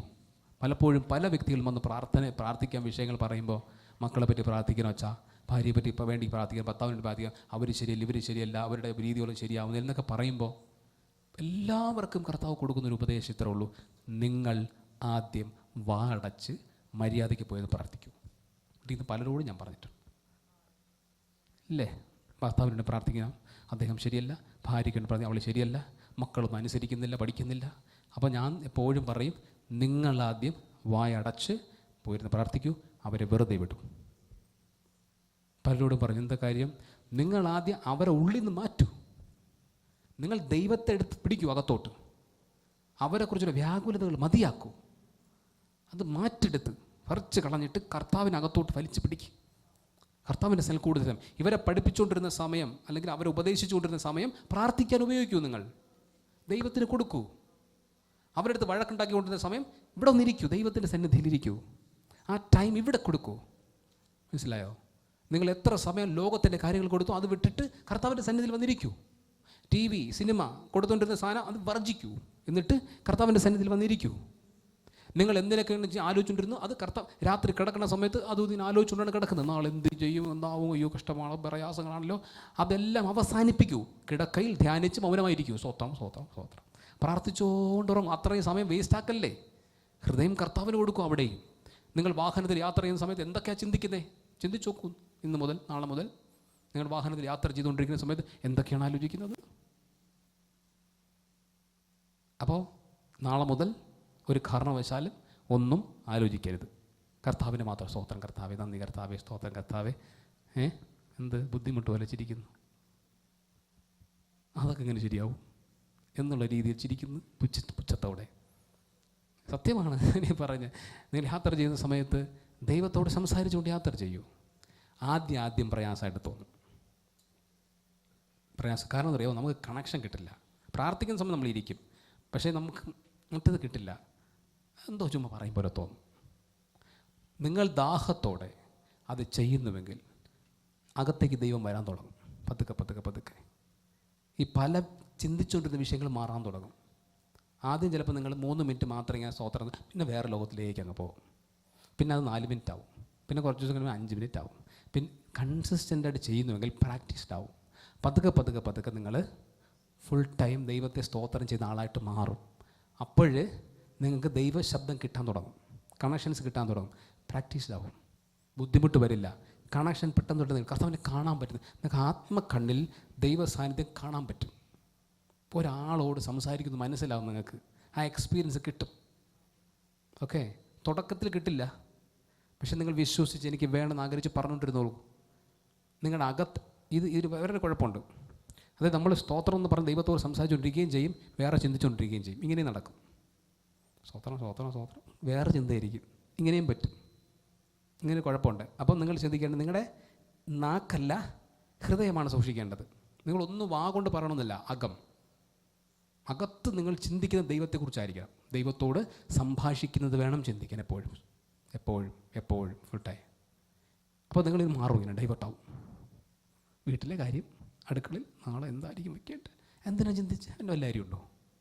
ഒരു കാര്യമില്ല, സത്യത്തിലൊരു കാര്യമില്ല. എങ്കിലും ഒന്ന് ചിന്തിച്ചേക്കാം. അതൊരു സുഖമാണ് ചിലർക്കൊക്കെ, മനസ്സിലായി? അതെടുക്കരുത്. അപ്പോൾ നമ്മൾ അങ്ങോട്ട് പോയി ഉടനെ കട്ട് ചെയ്ത് തിരിച്ചു വരണം. അയ്യോ കർത്താവേ മാറിപ്പോയി, വീണ്ടും ദൈവത്തോട് ഇങ്ങനെ കണക്റ്റായി, മനസ്സിലായി? വീണ്ടും ചാടിപ്പോവാം, വീണ്ടും കട്ട് ചെയ്തിട്ട് തിരിച്ചു വരും. ഇങ്ങനെ പ്രാക്ടീസ്ഡ് ആവണം. ഹൃദയം കംപ്ലീറ്റ് കർത്താവിലാക്കുന്നത് വരെയാണ് ഈ പ്രാക്ടീസ്. പിന്നെ ആയിക്കഴിഞ്ഞാൽ ഓട്ടോമാറ്റിക്കലി ഇത് റണ്ണാവും തുടങ്ങും. എപ്പോഴും നിങ്ങൾ ഇത് വന്നുകൊണ്ടിരിക്കും. അപ്പോൾ നിങ്ങൾ പകൽക്കാലം മുഴുവൻ ഇങ്ങനെയാവും. ഓക്കെ, ഇനി അടുത്ത പ്രശ്നം എന്ന് വെച്ചാൽ രാത്രിയാണ്. രാത്രി എന്ത് ചെയ്യും? ഉറങ്ങണ്ടേ? ഉറങ്ങുന്ന സമയത്ത് നമുക്ക് എന്ത് ചെയ്യാൻ പറ്റും? നമുക്കൊരു ഓർമ്മയില്ലല്ലോ, നമ്മളൊന്നും ധ്യാനിക്കുന്നില്ലല്ലോ. കിടക്കയിൽ ധ്യാനിച്ചുകൊണ്ടേ പ്രാർത്ഥിച്ച് സ്തോത്രം പറഞ്ഞ് ആരാധിച്ച് അങ്ങനെ അങ്ങ് കിടക്കണം. അപ്പം നിങ്ങൾ അങ്ങനെ കിടക്കുന്ന സമയത്ത് സ്തോത്രം സ്തോത്രം സ്തോത്രം സ്തോത്രം എന്ന് പറഞ്ഞ് നിങ്ങൾ ഉറങ്ങും. ഉറങ്ങുന്ന സമയത്ത് നിങ്ങൾ ഈ സ്തോത്രം പറഞ്ഞതും സ്തുതിച്ചതുമെല്ലാം നിങ്ങളുടെ ഉള്ളിലാണ്, മനസ്സിലായി? നിങ്ങളുടെ ഹൃദയത്തിലാണ് പറഞ്ഞത്. ഈ ഹൃദയം സ്പിരിറ്റുമായിട്ട് കണക്റ്റഡാണ്. ഞാൻ പറഞ്ഞിട്ടുണ്ട് പലപ്പോഴും, ഹൃദയം, സോള്, സ്പിരിറ്റുമായിട്ട്, ആത്മാവുമായി കണക്റ്റഡാണ്. നമ്മൾ മൂന്നാണല്ലോ, ദേഹം, ദേഹി, ആത്മാവ്. വളരെ ക്ലോസ് കോണ്ടാക്റ്റ് അവർ ചെയ്യും.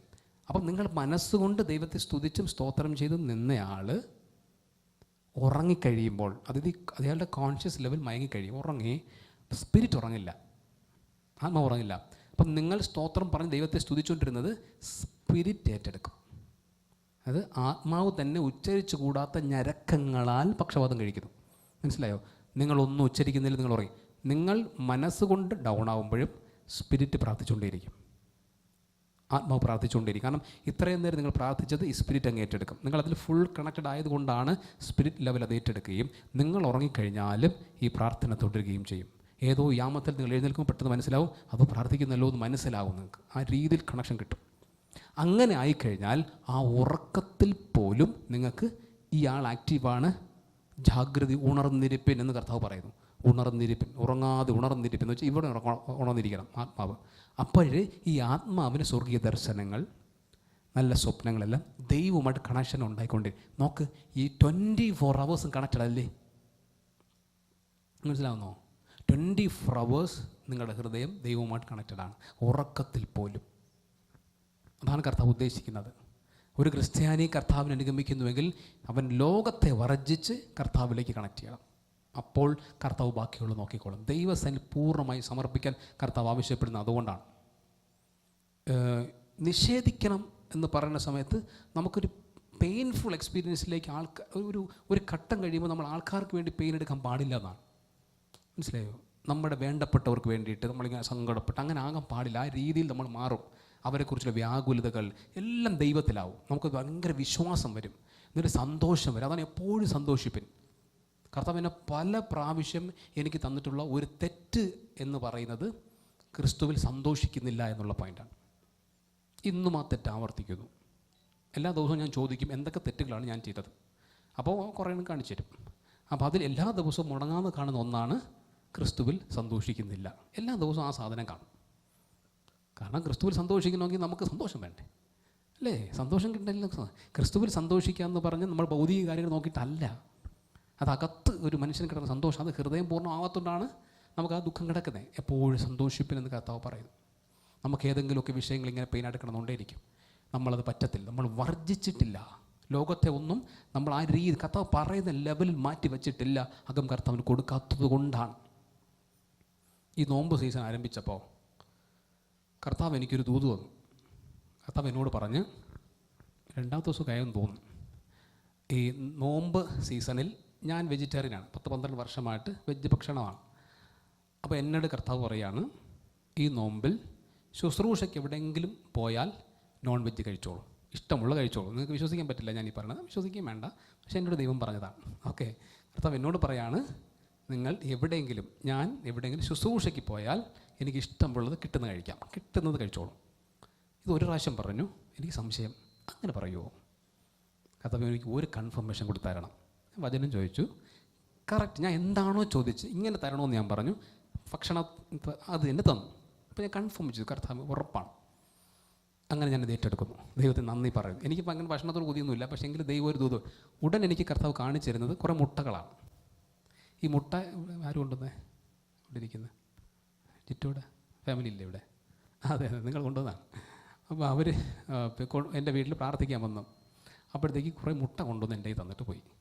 അപ്പോൾ അന്ന് നോമ്പിന് തൊട്ട് മുമ്പാണ് നിങ്ങൾ വരുന്നത്. അപ്പോൾ ഞാനത് വാങ്ങിച്ചു വെച്ചു, കഴിക്കാമല്ലോ എന്ന് വിചാരിച്ചു. പക്ഷേ കഴിച്ചില്ല, നോമ്പായി, അത് അവിടെ തന്നെ ഇരിക്കുകയാണ്. കർത്താവ് പെട്ടെന്ന് ഈ മുട്ടകൾ കാണിച്ച് കഴിക്കാം, നമ്മൾ നോമ്പിന് മുട്ട എടുക്കാറില്ല എന്ന് പറയുന്നു. അപ്പം ഞാൻ ഓക്കെ കർത്താവേ, സന്തോഷമല്ല, അങ്ങനെ ദൂത് കിട്ടി. ആരതും പറയാൻ പറ്റില്ല, എങ്കിലും ഞാൻ അത് ഉള്ളിലെടുത്തു. ദൈവം എന്നോട് സംസാരിച്ചു. അപ്പോൾ ഞാൻ വിചാരിച്ച് കൺവെൻഷനിൽ പോകുമ്പോൾ, പ്രാർത്ഥനയ്ക്ക് പോകുമ്പോൾ ആരും തന്നെല്ലാം കഴിക്കാം. ഈ മുട്ട ഞാൻ തൊട്ടില്ല. എനിക്ക് പലപ്പോഴും എടുത്ത് കഴിക്കാനായിട്ട് പ്രേരണയുണ്ട്. എനിക്ക് വേണമെങ്കിൽ എടുത്ത് ഓംപ്ലേറ്റ് അടിച്ച് കഴിക്കാം. വീട്ടിൽ രണ്ടുപേരും കഴിക്കാറില്ല ഒന്നും, അപ്പോൾ എനിക്ക് വേണമെങ്കിൽ കഴിക്കാം. ഞാൻ എന്ത് ചെയ്തു? കഴിച്ചില്ല. അതിൻ്റെ റീസൺ എന്ന് പറയുന്നത്, ഞാൻ കഴിക്കുമ്പം അവരെന്ത് വിചാരിക്കും, അല്ലെങ്കിൽ കൊച്ചെന്ത് വിചാരിക്കും. അവളും നോമ്പെടുക്കുന്ന ആളാണ്, 11 വയസ്സുള്ള കൊച്ച്. അവൾക്ക് ഏറ്റവും ഇഷ്ടമുള്ള ചിക്കനും ബീഫെല്ലാം ഒഴിവാക്കി സഹനം എടുത്തിരിക്കുകയാണ്. അപ്പോഴാണ് അതിൻ്റെ മുമ്പ് തന്ന ഇങ്ങനെ കഴിക്കുകയാണ്, മുട്ടയൊക്കെ കഴിച്ചുവിടെ. അവളെന്ത് വിചാരിക്കും? ഞാൻ മനസ്സിൽ വിചാരിക്കും, അവളെന്ത് വിചാരിക്കും, വേണ്ട എന്ന് പറഞ്ഞ് ഇതിനെ മാറ്റിവെച്ച് എടുത്തില്ല ഞാൻ. അത് കഴിഞ്ഞിട്ട് കഴിഞ്ഞ ഞായറാഴ്ച അല്ലേ, വിക്ടർ സാറിൻ്റെ അവിടെ പോയി. നമ്മൾ വിക്ടർ സാറിൻ്റെ അവിടെ ഭവന പ്രാർത്ഥനയ്ക്ക് പോയി. അവിടെ പോയി നമ്മൾ പ്രാർത്ഥനയെല്ലാം കഴിഞ്ഞപ്പോൾ നല്ലമ്മ സാറുണ്ട്, താപോ സാറുണ്ട്, ഇവരൊക്കെ ഇരിക്കുകയാണ്. അപ്പോൾ ഞാൻ പറഞ്ഞ് എനിക്കിങ്ങനെ ഒരു അനുഗ്രഹമുണ്ട്. അവരടുത്ത് നമ്മളിങ്ങനെ നോമ്പിനെ പറ്റി ഷെയർ ചെയ്തിട്ട് പറയാണ്, ഇങ്ങനെ എനിക്ക് ദൈവം ഒരു ദൂത് തന്നിട്ടുണ്ട്, ശുശ്രൂഷയിൽ പോകുമ്പോൾ എനിക്ക് ഇഷ്ടമുള്ള കഴിക്കാം. അപ്പോൾ അവർ വേറെ എന്തൊക്കെ പറയുന്നുണ്ട്. എന്നിട്ട് അപ്പം ഞാൻ മനസ്സുകൊണ്ട് പറയുന്നുണ്ട്, ഇവരെല്ലാം എന്നെ ഉടായിപ്പെന്നേ വിചാരിക്കും. മനസ്സുകൊണ്ട് ഇങ്ങനെ പറയണം ഉറപ്പായിട്ട്. അപ്പം ഞാൻ ഒന്നും വിചാരിച്ചു, എന്താണ് ഫുഡെന്ന് എനിക്ക് അറിഞ്ഞൂടാ. അപ്പോൾ നമ്മൾ ടേബിളിൽ ചെന്നിരുന്നപ്പോൾ കാണും പൊരിച്ച ഇറച്ചി, കറി വെച്ച ഇറച്ചി, അങ്ങനെയുള്ള വിഭവസമൃദ്ധമായ ഭക്ഷണം അവിടെ ഒരുക്കിയിരിക്കുന്നു. നോമ്പാണെന്നുള്ള ബോധം പോലും ഇല്ലാതെ അദ്ദേഹം എല്ലാം ഒരുക്കി വെച്ച്. എനിക്ക് കൊതിയൊന്നുമില്ല, സത്യമായിട്ടുമില്ല. അപ്പോൾ എൻ്റെ തൊട്ടപ്പുറത്ത് നല്ല മസാല എല്ലാം എടുത്ത് വയ്ക്കുകയാണ്. ചിക്കൻ ഫ്രൈ, കറിയൊക്കെ സഭാ സെക്രട്ടറിയാണ്, നോമ്പിനെ പറ്റി ഒരു ചിന്തയില്ല. അദ്ദേഹം എല്ലാം എടുത്ത് വെച്ചേക്കാണ്. തൊട്ടപ്പുറം നാളെ ആ പടതാപ സാറ് മാത്രമേ ഇത് കഴിക്കാത്ത, എല്ലാം എടുത്ത് വെച്ചേക്കാണ്. ഞാൻ വെജിറ്റേറിയൻ മതി എന്ന് തീരുമാനിച്ച്. കാരണം ഇനി എന്തായാലും ഇവരെന്നെ, അച്ഛൻ വലിയ പ്രസംഗം നടത്തിയിട്ട് ചിക്കനും കൂട്ടി അടിക്കുകയാണ്. ഇങ്ങനെ ഉറപ്പായിട്ടും പറയില്ല, ഇതാ നല്ല മസാല ചോദിച്ചു നോക്കും, ഉറപ്പായിട്ടും പറയും. ഇല്ലേ, നിങ്ങൾ പറയില്ലേ? ചെറുത് ചിന്തിക്കെങ്കിലും ചെയ്യും, ഉറപ്പാണ് എനിക്ക്. അന്ന് ഈ പള്ളിക്കാർ മുഴുവൻ അറിയും ഇങ്ങനെ പ്രസംഗിക്കുകയൊക്കെ ശരിയാണ്, കള്ളമാണ്, ഉടായിപ്പാണ്, പുള്ളിയെല്ലാം നിന്നുകൊണ്ട് നടക്കുകയാണെന്ന് ഇവർ പറഞ്ഞു വരത്തും എന്നെൻ്റെ മനസ്സിൽ ഒരു ചിന്ത പോവുകയാണ്. അപ്പോൾ ഞാൻ മനസ്സുകൊണ്ട് വിചാരിക്കാൻ, വെറുതെ എന്തിന് അവരുടെ വിശ്വാസം കളയണേ, ചീത്തപ്പേരുണ്ടാക്കണം, കഴിക്കണ്ട. ഓക്കെ, ഞാനങ്ങനെ ചിന്തിച്ചിട്ട് ഇതിനെ വേണ്ടാന്ന് വെച്ചു. ദൈവമേ എനിക്ക് വെജിറ്റേറിയൻ മതി എന്ന് പറഞ്ഞ് ഞാൻ വലിയ മാന്യനായിട്ട് കഴിക്കുകയാണ്. വെജ് ഭക്ഷണം കഴിച്ച് ദൈവം സ്നേഹമാണ് എന്ന് വിചാരിക്കുകയാണ്. അന്ന് രാത്രി ദൈവം എനിക്ക് ദൂത് തന്നു, ഈ റൈറ്റ് മാറ്റിയിരിക്കുന്നു, ഇനി മേലെ തൊട്ടോവലിൽ വെജ് കഴിച്ചാൽ മതി. ആ അനുവാദം എടുത്തു മാറ്റി ദൈവം. മനസ്സിലായി നിങ്ങൾക്ക്? നീ ഇനി വെജിറ്റേറിയൻ കഴിച്ചാൽ മതി. ഞാൻ സങ്കടപ്പെട്ടു, കർത്താവ് അതെന്തങ്ങനെ? ഞാൻ ഒരു ദിവസം പ്രാർത്ഥിച്ചു. പിറ്റേ ദിവസം പ്രാർത്ഥിക്കുമ്പോൾ കർത്താവ് അപ്പോഴാണ് ബോധ്യം തന്നത്, നീ മകളെ നോക്കി, കുടുംബത്തെ നോക്കി, പള്ളിക്കാരെ നോക്കിയാണ് എന്നെ അനുസരിക്കുന്നത്. മനസ്സിലായോ? നീ ഇതൊന്നും നിഷേധിച്ചിട്ടില്ല, എല്ലാം നിൻ്റെ കൂടെ ഉണ്ട്. നിനക്ക് അവരെയും പേടി, ഇവരെയും പേടി, അവർ നിന്നെ കളിയാക്കും, അവർ ഉടായിപ്പെന്ന് പറയും, അച്ഛൻ മോശക്കാരെന്ന് പറയും. അപ്പോൾ നീ ആരെ നോക്കിയേ? നിങ്ങൾക്ക് മനസ്സിലായോ? ഇതിൻ്റെ മറ്റൊരു ആംഗിൾ നിങ്ങൾ മനസ്സിലാക്കണം. ഈ ലോകം നിന്നെ പുച്ഛിക്കും, പരിഹസിക്കാം, കളിയാക്കാം, എന്നെ അനുഗമിക്കാൻ പറ്റുമോ? നമുക്ക് പാടാണ്. കർത്താവ് പറയുന്ന ദൂത് അനുസരിക്കുമ്പോൾ ചിലപ്പോൾ പലരും നിങ്ങൾ തള്ളി പറയും, നിങ്ങൾ ഉപേക്ഷിക്കും, നിങ്ങളെ ഒറ്റപ്പെടുത്തും. അപ്പോഴും നിൽക്കോ നീ? മനസ്സിലായോ? നമ്മൾ ഈ നിഷേധിക്കുക എന്ന് പറഞ്ഞാൽ ഇത് ഉള്ളിൽ നിന്ന് വരും ഈ സാധനം. അപ്പോൾ നമ്മൾ നോക്കുമ്പോൾ അയ്യോ എൻ്റെ പിള്ള എല്ലാവർക്കും നോവില്ലേ? കർത്താവ് എടുക്കുന്നില്ലത്. ഞാൻ നിന്നോട് പറഞ്ഞാൽ നിൻ്റെ കൊച്ചിനെ നീ നോക്കണ്ട, ഞാൻ നോക്കിക്കോളാം, നീ അനുസരിച്ചാൽ മതി. ക്രൂരത പോലെ തോന്നും നമുക്ക്. ഞാൻ പറയണതാണ് നിനക്ക് ഒന്നാം സ്ഥാനം, അതോ കുഞ്ഞിൻ്റെ ഇമോഷനാണോ? ദൈവമാണ് ഒന്നാം സ്ഥാനം. സത്യത്തിൽ ഞാനത് കഴിച്ചിരുന്നെങ്കിൽ പിറ്റേ ദിവസം പറയണം അവൾ പാവം കൊടുറാന്ന് പറഞ്ഞേനെ എന്നെനിക്ക് തോന്നുന്നു. ദൈവം പറയുന്നതിനാണ് ഒന്നാം സ്ഥാനം. മനസ്സിലായോ? നിഷേധിക്കേണ്ടതിനെ നിഷേധിച്ചില്ല എങ്കിൽ നമുക്കൊരു പീനായിട്ട് കിടക്കുകയാണ്. നമ്മളിങ്ങനെ ലോകത്തെ നോക്കി മറ്റുള്ളവരെന്ത് പറയും, ഇവരെന്ത് പറയും, അവിടെ എന്താവും, ഇവിടെ എന്ത്, ഇതെപ്പോഴും ഡിസ്റ്റർബ്ഡ് ആയിരിക്കും. എന്തുകൊണ്ട് നമ്മൾ പലതിനെ ചൊല്ലി വിചാരപ്പെടുന്നു, വ്യാകുലപ്പെടുന്നു? നമ്മുടെ ഹൃദയം പൂർണ്ണമായി കർത്താവിലല്ല.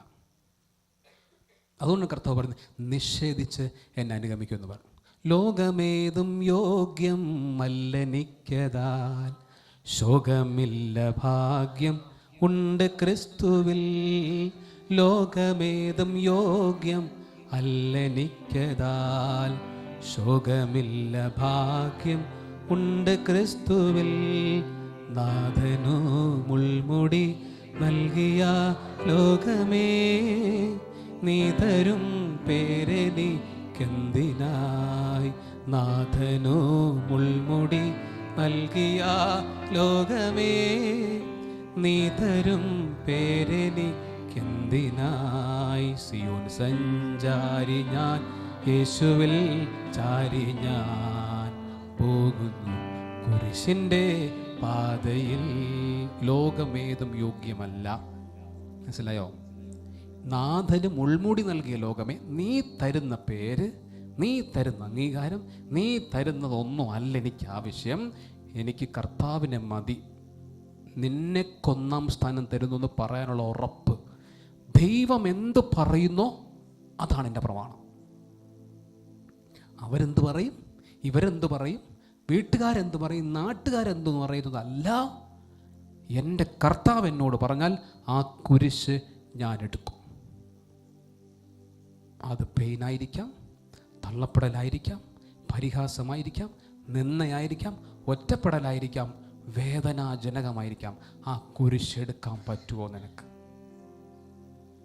അതാണ് ക്രിസ്ത്യാനി. അതാണ് കർത്താവ് ചോദിക്കുന്നത്, നിനക്ക് പറ്റുമോ എടുക്കാൻ?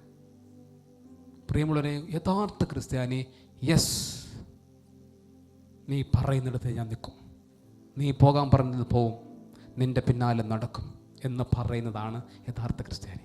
വർജിക്കേണ്ടതിന് വർജിച്ചാൽ, ഇവിടെ പറയുന്നു നീ നിഷേധിച്ചാൽ അതിനെ നേടുമെന്ന് പറയുന്നുണ്ട്. ചിലതിനൊക്കെ നിഷേധിച്ചാൽ. ഞങ്ങൾ മിഷൻ ഫീൽഡിലായിരിക്കുന്ന സമയത്ത് പഞ്ചാബിൽ വെച്ചിട്ട് കർത്താവ് ഇങ്ങനെ അവിടെ നിൽക്കാനൊരു വചനം തന്നു. എനിക്ക് ദൂത് കിട്ടാണ്, നിൽക്കണം. ആദ്യമായിട്ടാണ് ശരിക്കും അങ്ങനൊരു ദൂതായിട്ട് എൻ്റെ ഹൃദയത്തിലേക്ക് വരുന്നത്. എനിക്ക് അങ്ങനെ ഒരു വലിയ വിശ്വാസിക പ്രാർത്ഥനക്കാരൊന്നുമല്ല, സെമിനറി പഠനം കഴിഞ്ഞ് നേരെ ചെല്ലുന്നതാണ്. അപ്പം ആദ്യമായിട്ട് ഒരു ദൂതായിട്ട് എൻ്റെ കയ്യിലേക്ക് വരികയാണ്. അപ്പോൾ എൻ്റെ ഉള്ളിൽ അത് ദൈവം സംസാരിച്ചതായിട്ട് തോന്നുകയാണ് എന്ന് വേണം എടുത്തോ. പക്ഷേ ഞാനത് വിശ്വസിക്കുന്നു, ദൈവം എന്നോട് സംസാരിച്ചു. സുവിശേഷ നിമിത്തം നീ അപ്പനും അമ്മയും വീടോ ധനമോ ഉപേക്ഷിച്ച് എന്ന് തരാം. ഇത് കേട്ടിട്ട് ഞങ്ങൾ അവിടെ നിൽക്കുകയാണ്. ഒരു കാരണവശാൽ ഞങ്ങൾക്ക് അവിടെ സ്വസ്ഥതയുള്ള സ്ഥലമല്ല. പക്ഷേ ഞങ്ങൾ അവിടെ നിന്നു. അത് കാരണം എല്ലാവരും നിഷേധിച്ചു. ഞങ്ങൾ അവിടെ ഗർഭിണിയാണ്, അപ്പം നമുക്ക് അവിടെ നിൽക്കാൻ പറ്റാത്തൊരു സാഹചര്യം. പക്ഷേ നിഷേധിച്ചു എല്ലാം. വീട് നിഷേധിക്കുന്നു, മാതാപിതാക്കൾ നിഷേധിക്കുന്നു, സഹോദരങ്ങൾ നിഷേധിക്കുന്നു, വീട്ടിൽ നല്ല നല്ല സാഹചര്യങ്ങളെല്ലാം, വാഹനം നിഷേധിക്കുന്നു, നല്ല ഹോസ്പിറ്റൽ സംവിധാനം എല്ലാം നിഷേധിക്കുന്നു.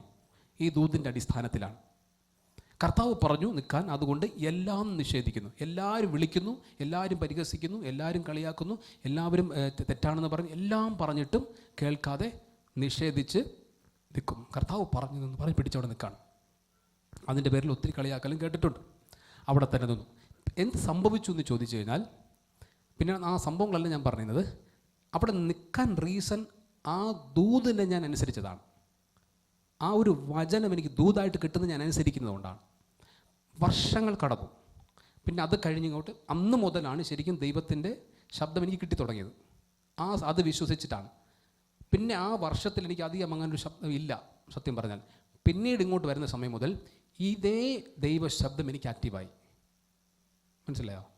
ഈ സാധനം വിശ്വസിച്ച് എല്ലാം നിഷേധിച്ച് ഇതനുസരിച്ചപ്പോൾ ആ ദൈവ ശബ്ദം എനിക്ക് ആക്റ്റീവായി. 12 വർഷമായിട്ട് ഈ ദൈവം എന്നോട് സംസാരിക്കുന്നു. അന്നു മുതൽ ഇന്നു വരെയും ഒരു സ്ഥലത്തും ഒരിടത്തും ഇങ്ങനെ എന്നോട് സംസാരിക്കുന്ന മോഡ് തെറ്റിയിട്ടേയില്ല. ഞാൻ ക്ലിയറായിട്ട് എടുക്കാത്തതോ അല്ലെങ്കിൽ ഞാൻ അതിനെ അക്സെപ്റ്റ് ചെയ്യാത്ത സംഭവങ്ങൾ ഉണ്ടായിട്ടുണ്ട്. ഞാൻ മനസ്സിലാക്കുന്ന രീതിയിൽ തെറ്റ് വന്നിട്ടുണ്ട്. കർത്താവ് ഒരു സ്ഥലത്തും കള്ളം പറഞ്ഞിട്ടില്ല. 12 വർഷത്തിൻ്റെ എക്സ്പീരിയൻസ് പറയുന്നു. പലരോട് ഞാൻ ദൂത് പറഞ്ഞിട്ടുണ്ട്, ഇതിനകത്തിരിക്കുന്ന പലരോടും പറഞ്ഞിട്ടുണ്ട്, പല വീടുകളിൽ ചെന്ന് സംസാരിച്ചിട്ടുണ്ട്. ഒരു സ്ഥലത്തും ദൈവം കള്ളം പറഞ്ഞിട്ടില്ല. ഇഷ്ടം പോലെ ദൂതുകൾ കർത്താവിനോട് സംസാരിക്കുന്നു. അന്ന് നിഷേധിച്ച് അനുസരിച്ചത് മനസ്സിലാവുന്നോ? നിഷേധിച്ച് ഒരു വചനം അല്ല ഒരു കാര്യം കർത്താവ് പറഞ്ഞാൽ എന്തൊക്കെ നിനക്ക് നിഷേധിക്കാൻ പറ്റുമോ നിഷേധിച്ചിട്ട് അതിനനുസരിക്കുക. എന്തൊക്കെയാണ് നിന്നെ സങ്കടപ്പെടുന്നത് അതിനെ കളഞ്ഞിട്ട് അതിനനുസരിക്കുക. എന്തൊക്കെയാണ് നിന്നെ ഡിസ്റ്റർബ് ചെയ്യുന്നത് അതിനെ കളഞ്ഞിട്ട് അനുസരിക്കുക. ആരൊക്കെയാണ് നിന്നെ കുത്തുന്നത് അതിനെ കളഞ്ഞിട്ട് അനുസരിക്കുക. കർത്താവ് പറയുന്നത് അതിൽ ഏറ്റവും പ്രധാനം നിങ്ങൾ വചനം കേൾക്കുമ്പോൾ ഒന്നാമത് കൊടുക്കേണ്ട വചനം കേൾക്കേണ്ട സമയത്ത് അതനുസരിക്കുക. അതിനെന്ത് വില കൊടുത്തും വചനത്തെ അനുസരിക്കുക. ആരെതിർത്താലും ആര് തള്ളിപ്പറഞ്ഞാലും ആരൊറ്റപ്പെടുത്തിയാലും അതനുസരിക്കുക. 2, ദൈവം നിങ്ങളോട് പറയുന്ന കാര്യങ്ങൾ. ഞാനതാണ് എൻ്റെ നോമ്പിൻ്റെ ഭക്ഷണത്തിൻ്റെ കേസ് പറയുന്നത്. ബൈബിളിലുള്ളതൊന്നുമല്ല, നമ്മൾ നേരിട്ട് എൻ്റെ അടുത്ത് പറഞ്ഞാണ്. ബൈബിളിൽ അങ്ങനെ പ്രമാണമുണ്ടോ? ഇല്ല. നോമ്പെന്നുള്ളത് തന്നെ വലുതായിട്ടില്ല, പക്ഷെ അങ്ങനെ ഒരു പ്രമാണമേ ഇല്ല. അതുകൊണ്ട് ഞാൻ പറഞ്ഞാലും കളിയാക്കാൻ ചാൻസ് കൂടുതലാണ് എന്ന് ഞാൻ ചിന്തിക്കുന്നു. അങ്ങനെ തെറ്റെന്ന് പറയും. പക്ഷെ ദൈവം എന്നോട് പറഞ്ഞ കാര്യം ഞാൻ എന്ത് ചെയ്യണം? അനുസരിക്കാൻ ബാധ്യസ്ഥനാണ്. അത് ആരെന്തു പറഞ്ഞാലും ലോകത്തെ നിഷേധിച്ച് അതനുസരിക്കും. അവരെ നിഷേധിച്ച് ഞാൻ അനുസരിക്കണം. മറ്റുള്ളവരെ മാറ്റി നിർത്തി ഞാനിത് അനുസരിക്കണം. മനസ്സിലായോ? നിങ്ങളോട് ദൈവം പറയുന്ന കാര്യങ്ങൾ പലരോടൊക്കെ പല ദൂതുകൾ നാം പറഞ്ഞിട്ടുണ്ട്. നമ്മുടെ ദൂതുകൾ നിങ്ങൾക്ക് ഇങ്ങനെയാണ്, നിങ്ങൾ ഇങ്ങനെ ചെയ്യണം, അങ്ങനെ ചെയ്യരുത്. ദൈവം പറഞ്ഞ കാര്യങ്ങളാണ് പറഞ്ഞിട്ടുള്ളത്. അതിനെ എന്ത് വില കൊടുത്തും അനുസരിക്കുന്നവർക്ക് മാത്രമേ ഇതിൻ്റെ അനുഗ്രഹം ആക്റ്റീവ് ആവൂ. മനസ്സിലായോ? ഞാൻ പറഞ്ഞ മനസ്സിലായി. ഞാൻ ആ ദൈവശബ്ദമായിട്ട് എടുത്ത് മറ്റുള്ള വാക്കുകളെല്ലാം നിഷേധിച്ചിട്ട് ഈ വാക്ക് മാത്രം എടുത്തു. നിൽക്കൂ എന്ന് കർത്താവ് മാത്രമേ പറഞ്ഞു, ലോകത്താരും പറഞ്ഞിട്ടില്ല അവിടെ നിൽക്കാൻ. ബാക്കി എല്ലാവരും നോയാണ് പറഞ്ഞത്. ഞങ്ങളോട് കർത്താവ് മാത്രമേ നിൽക്കാൻ പറഞ്ഞുള്ളൂ. ലോകം മുഴുവൻ നോ പറഞ്ഞപ്പോൾ ആ ലോകത്തെ മുഴുവൻ നിഷേധിച്ചിട്ട് ഇത് മാത്രം എടുത്തു. അപ്പം ഈ ശബ്ദം എനിക്ക് ആക്റ്റീവായി, ദൈവശബ്ദം ആക്റ്റീവായി. മനസ്സിലാവുന്ന നിങ്ങൾക്ക്? ഇതുപോലെ നിങ്ങളോടൊരു കാര്യം പറഞ്ഞാൽ, ദൈവം പറഞ്ഞാൽ നിങ്ങളത് അനുസരിക്കുന്നുവെങ്കിൽ, ഇപ്പം ഞാൻ വഴി ഒരു ദൂത് നിങ്ങൾക്ക് തരുകയാണ്. നിങ്ങളതിനെ ദൈവമെന്ന് വിശ്വസിച്ച് അതിനെടുത്താൽ, ഈ പറയുന്ന ആളെ നിങ്ങൾ സൂക്ഷിച്ചോളണം. അത് വേറെ കാര്യം. പറയുന്ന ആൾ കറക്റ്റ് ആയിരിക്കണം. നിങ്ങൾ കൺഫേം അല്ലെങ്കിൽ ചോദിക്കാൻ പോകാതിരിക്കണം നല്ലത്. വെറുതെ ചോദിച്ചെന്തിനാണ് അബദ്ധം ഉണ്ടാക്കി വയ്ക്കണം? കൺഫേം ആണെങ്കിൽ ചോദിക്കാം. അപ്പോൾ ചോദിച്ചപ്പോൾ ദൈവം ഇങ്ങനെ പറഞ്ഞു, നിങ്ങൾ അതിനെ വിശ്വസിച്ചെടുത്ത് 100% അതിനുവേണ്ടി മല്ല് പിടിച്ചനുസരിക്കണം. ഇനി ആരെന്ത് പറഞ്ഞാലും എനിക്കറിയാം അച്ഛൻ പറഞ്ഞ ഈ കാര്യം ദൈവശബ്ദമാണ്, അത് ലോകം മുഴുവൻ എതിർത്താലും ഞാനിതിൽ തന്നെ നിൽക്കും എന്നുറയ്ക്കാമെങ്കിൽ ആ ദൈവശബ്ദം നിനക്ക് ആക്റ്റീവാവും. നിങ്ങളുടെ ലൈഫ് ചേഞ്ച് ആവും. പക്ഷെ നിങ്ങൾ പകയ്ക്കും ലോകത്തെ. മനസ്സിലായോ? തള്ളും, ഒറ്റപ്പെടുത്തും, നിരാശ വരും, വേദന ഉണ്ടാവും. പക്ഷേ നിങ്ങൾ കൊടുത്തൊരു വിലയുണ്ട്. ആ വാക്കിനൊരു വില നിങ്ങൾ കൊടുത്തു, ഞാൻ അനുസരിക്കും. അതിന് ദൈവം ഒരു വിലയിട്ടുണ്ട്. നീ ചിലതൊക്കെ നിഷേധിച്ചാൽ നേടും, നേടിയാൽ അതിനെ കളയും. മനസ്സിലായോ? ഈ ലോകത്തിന് ഞാൻ നേരത്തെ പറഞ്ഞ ഉദാഹരണം എടുത്ത് ഒന്നുകൂടി ചിന്തിച്ച് നോക്ക്. നോമ്പിൽ ഭക്ഷണം കഴിച്ചോളൂ എന്ന് ദൈവം പറഞ്ഞപ്പോൾ ഞാൻ ലോകത്തെ നേടി. അവരെന്ത് പറയും? ഒടുവിൽ എന്ത് സംഭവിച്ചു? എനിക്ക് നഷ്ടം. നിങ്ങൾ നേടാൻ ശ്രമിച്ചാൽ, ലോകത്തെ നേടാൻ ശ്രമിച്ചാൽ കർത്താവിൻ്റെത് പോവും. മനസ്സിലായോ? ലോകത്തെ ഉപേക്ഷിച്ചാൽ കർത്താവിൻ്റെത് നിൽക്കും. നിങ്ങൾക്ക് ആരുടേത് വേണം? ദൈവത്തിൻ്റെത് വേണോ ലോകത്തിൻ്റെത് വേണോ? ദൈവത്തിൻ്റെത് എടുക്കുമ്പോൾ പെയിൻ, കുരിശ്, നിഷേധിക്കപ്പെടൽ, ഒറ്റപ്പെടലൊക്കെ വരും. പക്ഷെ താങ്ങും. നിങ്ങൾ ഒരിക്കലും തള്ളപ്പെടില്ല. ഒരു മനുഷ്യനും നിങ്ങൾ തോൽപ്പിക്കാൻ ദൈവം അനുവദിക്കില്ല. ചങ്കുറപ്പോടെ നിങ്ങൾ നിൽക്കാൻ പറ്റും. അവൻ സ്നേഹമാണ്. ആ ദൈവത്തിൻ്റെ വാക്കനുസരിക്കുന്ന ആരും ഒരു കാലത്തും നഷ്ടപ്പെട്ടു പോയിട്ടില്ല. അവർ അഭിമാനത്തോടെ എഴുന്നേറ്റ് നിന്നിട്ടേ ഉള്ളൂ, തീ പോലെ ജ്വലിച്ചിട്ടേ ഉള്ളൂ. നിഷേധിച്ച് വാക്കനുസരിക്കൂ. കർത്താവ് സ്നേഹിക്കും നിങ്ങളെ. അപ്പോൾ അങ്ങനെ പൂർണ്ണമായി കർത്താവിന് കൊടുക്കുക. ലോകത്താരും നിങ്ങളെ സഹായിക്കാനില്ലേലും പലരുടെയും വിഷമമാണ്, ആരുമില്ല, ഞാൻ ഒറ്റയ്ക്കാണ്. അല്ല, നിങ്ങളുടെ ഹാർട്ട് കംപ്ലീറ്റ് കർത്താവിന് കൊടുക്കൂ. നിങ്ങൾ ഒറ്റയ്ക്കല്ല. ആരും സഹായമില്ലെല്ലാവരും പാരിൽ കണ്ടും കാണാതെയും പോകുന്നവർ, എന്നാൽ എനിക്കൊരു സഹായകൻ വാനിലുണ്ടെന്നറിഞ്ഞതിൽ ഉല്ലാസമേ. എന്നാൽ എനിക്കൊരു സഹായകൻ വാനിലുണ്ടെന്നറിഞ്ഞതിൽ ഉല്ലാസമേ. എൻ്റെ ദൈവം സ്വർഗസിംഹാസനം തന്നിൽ എന്നിൽ കനിഞ്ഞെന്നെ ഓർത്തിയിടുന്നു. ആരും സഹായമില്ല, എല്ലാവരും പാരിൽ കണ്ടും കാണാതെയും പോയാലും. മനസ്സിലായോ? ആരുമില്ലേലും ആരെയും എടുക്കാൻ കർത്താവ് പറയുന്നില്ല. ഇന്ന് നിങ്ങളുടെ കൂടെ നിൽക്കുന്നവർ നാളെ കാണണമെന്ന് ഒരു ഉറപ്പുമില്ല. ജീവൻ ഉറപ്പുണ്ടോ? ജീവൻ ഉറപ്പുണ്ടോ? നമ്മൾ മല്ല് പിടിക്കേണ്ട ജീവന് വേണ്ടിയിട്ട്, നമ്മുടെ കൂടപ്പുറപ്പിന് വേണ്ടി, നമ്മുടെ ഭാര്യയ്ക്ക് വേണ്ടി, ഭർത്താവിന് വേണ്ടി, മക്കൾക്ക് മല്ല് പിടിക്കുകയാണ് ജീവന് വേണ്ടി. എന്തുറപ്പ്? അവരുടെ ആയുസ് എത്രയെന്നുള്ളത് നിങ്ങൾക്ക് എന്തുറപ്പ്? ദൈവം നിശ്ചയിക്കുന്ന ആയുസ് ഒരാൾക്കാണുള്ളൂ, ഒരു സംശയമില്ല. എന്തിനെ മല്ല് പിടിക്കണം? നിൻ്റെ ഉള്ളിൽ കർത്താവ് ഉണ്ടെങ്കിൽ അവരവിടെ നിന്നോളും. ബന്ധപ്പെടണ്ട. മനസ്സിലായോ? വറിയിടാവണ്ട. ഉള്ളിൽ കർത്താവിനെ കൊടുത്താൽ അവർ നിൽക്കും. ആരും സഹായമില്ലേലും നീ ഉണ്ട് കർത്താവ് എന്ന് പറയേണ്ട ഉറപ്പ് വേണം നിനക്ക്. ഞാൻ ഒറ്റയ്ക്കാണ്, നീ എൻ്റെ കൂടെയുണ്ട്. എപ്പോഴും എല്ലാവരും കൂടെ കാണില്ല, നിങ്ങളെ സഹായിക്കാൻ എപ്പോഴും കൂടെ കാണില്ല. ഒരു കർത്താവെ കാണത്തുള്ളൂ. ഏറ്റവും കൂടുതൽ റിലേഷൻ കർത്താവിന് കൊടുക്കൂ. പൂർണ്ണ ഹൃദയം കർത്താവിന് കൊടുത്തിട്ട് ഈ ലോകത്തിൻ്റെ ജഡത്തിൻ്റെ ഇതെല്ലാം മാറ്റിവെക്കൂ. കർത്താവ് പറയുന്നതിനെ കണ്ണും പൂട്ടി വിശ്വസിക്കുകയും അനുസരിക്കുകയും ചെയ്യൂ. അത് കുരിശായിരിക്കാം, പക്ഷെ ഫോളോ ചെയ്യൂ. ദൈവാനുഗ്രഹമാക്കും. ദൈവത്തിൻ്റെ പരിശുദ്ധാത്മ നിങ്ങളെ അനുഗ്രഹിക്കുമാറാകട്ടെ. ആമേൻ.